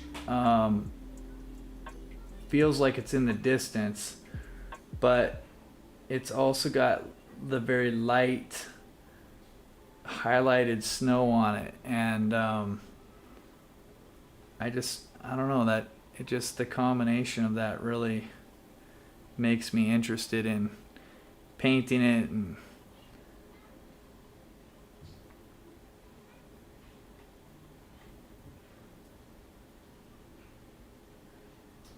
Nihal asks, do you ever use a palette knife?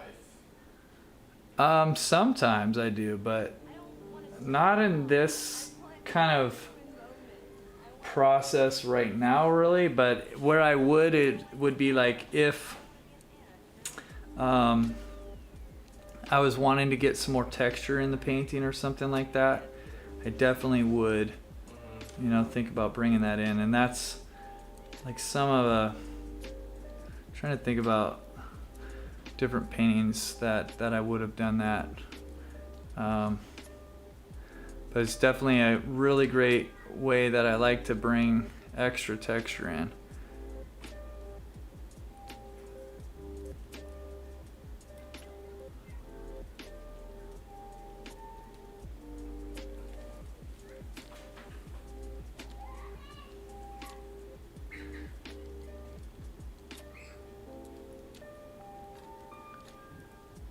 Now, isn't that cool how that's kind of making that mountain feel like you can tell the difference between the snow in the shade and the snow that's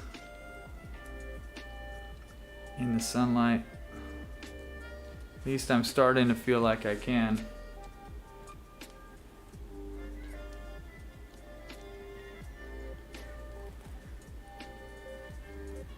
And because it's on black, that snow really needs more than one coat to get as bright as it needs to be.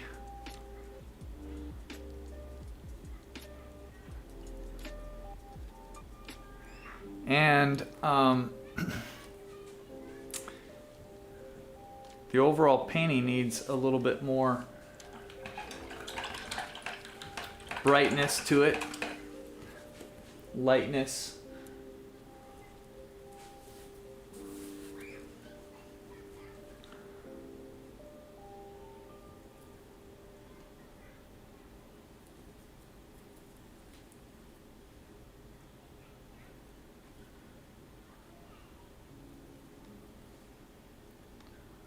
So I'm gonna come back with some of that.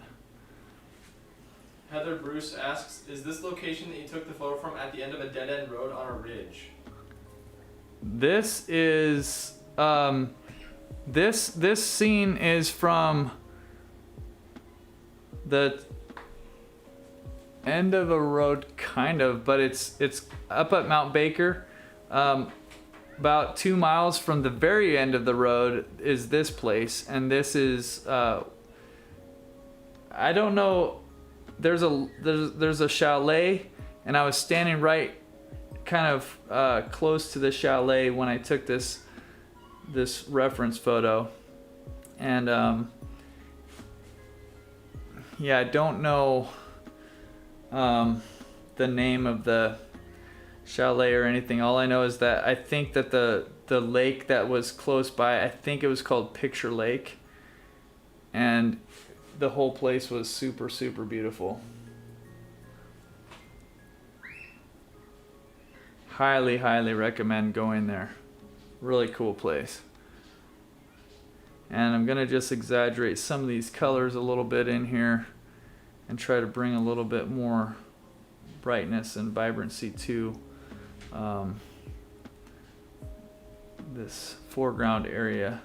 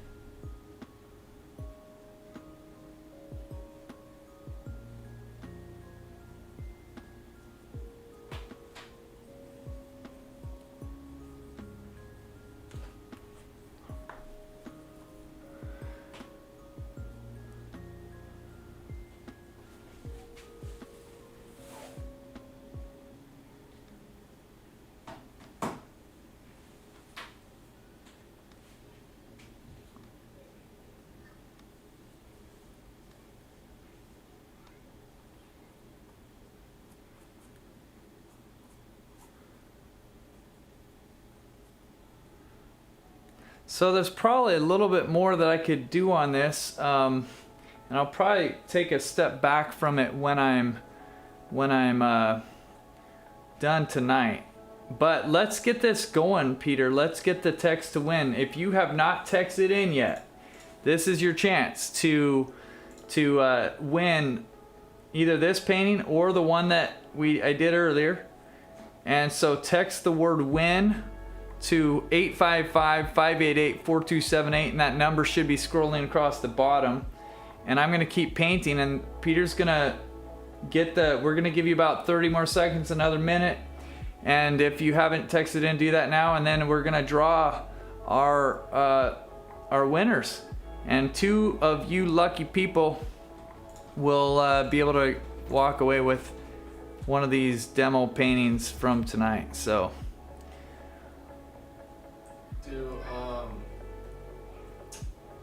how long do you want me to wait? about a minute. Okay. We don't need to wait too long because hopefully everybody's already sent in their text. But just to make sure, we might get somebody who didn't realize that. Again, thanks for joining us. It's a really fun thing for us to do on Friday nights. And next week, actually, we're going to have to figure it out a little bit because Peter's going to be on vacation. Isn't that next week? Yeah, you're going to be gone, out of here. Sure am. So that's going to be fun for you. What are you doing? I know, but these people don't know. I'm visiting my cousins.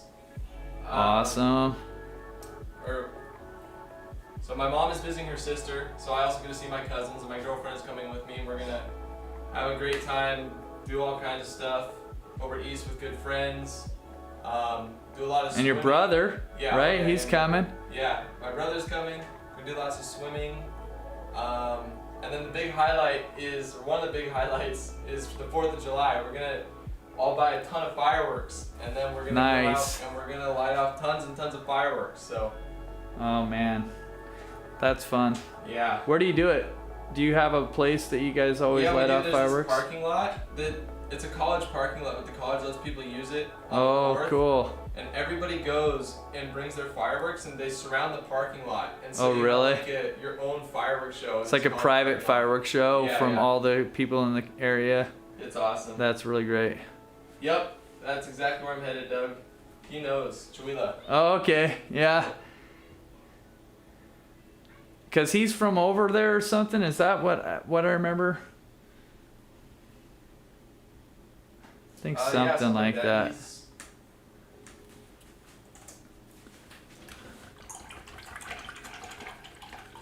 Heather says my dogs will be witless around you on the 4th of July. Oh yeah. Yeah, a German Shepherd I used to take care of. We had to put her away, and like try and keep sound from getting into her kennel because she was super afraid of the fireworks. It was. Oh yeah.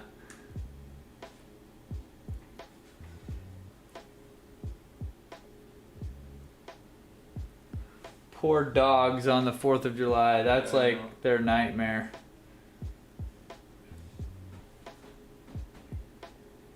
Okay. Oh, so Doug's uncle was postmaster in Chihuahua for a few years. That's what. Oh, okay.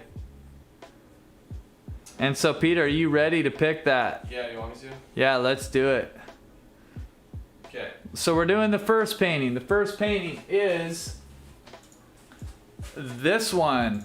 So Peter's gonna draw the number right now, and I think he'll text you or he'll read it out or something like that, and we'll verify that you're with us and that you're here.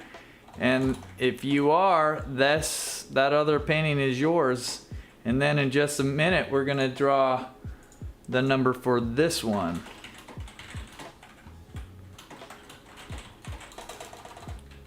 Alright, this is for the first painting. I'm texting the winner right now. Okay, so if you get a text right now, make sure you respond back, and we'll get this, get us your address and everything like that, because that's how we'll get it to you. But if you've got like a minute or so to respond, I think we'll get that back really quick, right? We don't have any of that issue going on. No, I don't have an issue. If they're Okay. still there, that is. Yeah. As long as they're there. And if they're not. I have a German Shepherd. He isn't bothered by fireworks but afraid of the hose. Yeah, German Shepherds are weird sometimes. Yeah. I remember ours. He's like 80, or she was like 85 pounds. Huge dog. But she was terrified of the spray bottle. Oh yeah. Yeah. uh, So funny. It's like the elephant afraid of the mouse or something like that. Something like that. Alright, haven't gotten a response yet from Okay. first.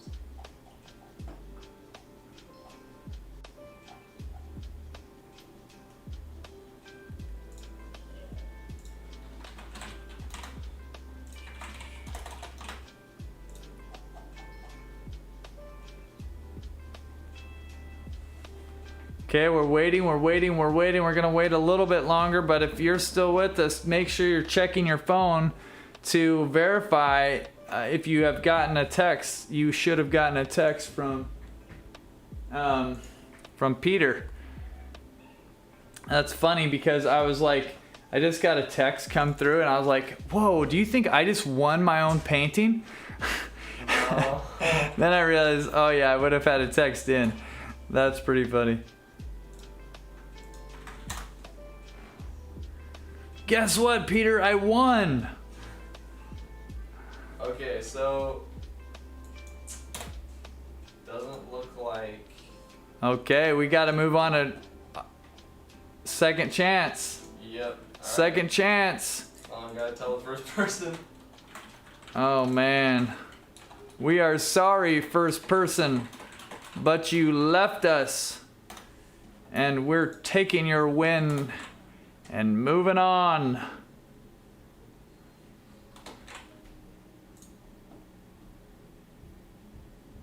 All right, Patricia Jacobucci, is that how you say her name? Bucky maybe. If You you're still just out won? there- Yeah. Oh man. Number one. If you're still out Patricia. there, Yeah, I don't know how to say your last name either. I would give it a shot, but my guess is Jacobucci? Yeah, she's still there. So All right. congratulations, you won the first painting. Cool, awesome. First painting is down, and now for this painting, let's see who it is. All right, let's see here. Painting number 2.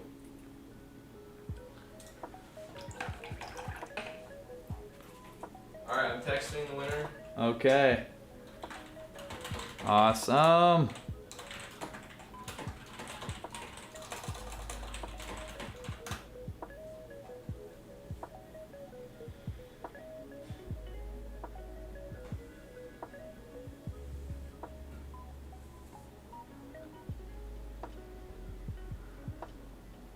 Have you had a good time tonight, Peter?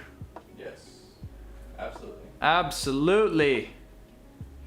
We're all about a good time here. And now I've got to bring our daughter, like I said. Oh, hey, Silver. We got to bring Silver in here. Yeah, I can go. I don't know. Maybe we'll wait till the winners are. Okay. All right, I think I'm gonna move on to the next. Next name, next number.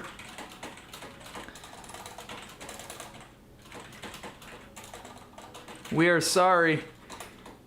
I'm just If- checking to make sure she's not in YouTube chat. No, it doesn't look like it. Okay. All right.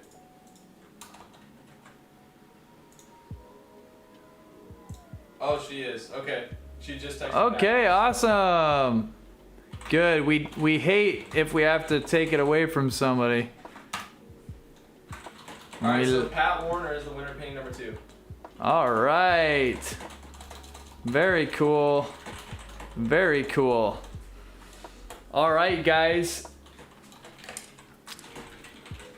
Thanks for joining us tonight. We had a good time. I hope that you did too. And it's Friday night. That means it's the weekend. That means you've got 2 days, hopefully, to kind of relax, get a little bit of rest, and recharge for next week. Remember, you are not just a number. You're not just a producer. You are created. You are loved. We care about you. We're so proud of you. Thanks for joining us. If you're new, please come back next week. If you're one of our old time friends, thanks for being here. Thanks for your support. We love you. Have a really good weekend, and we'll catch you next time.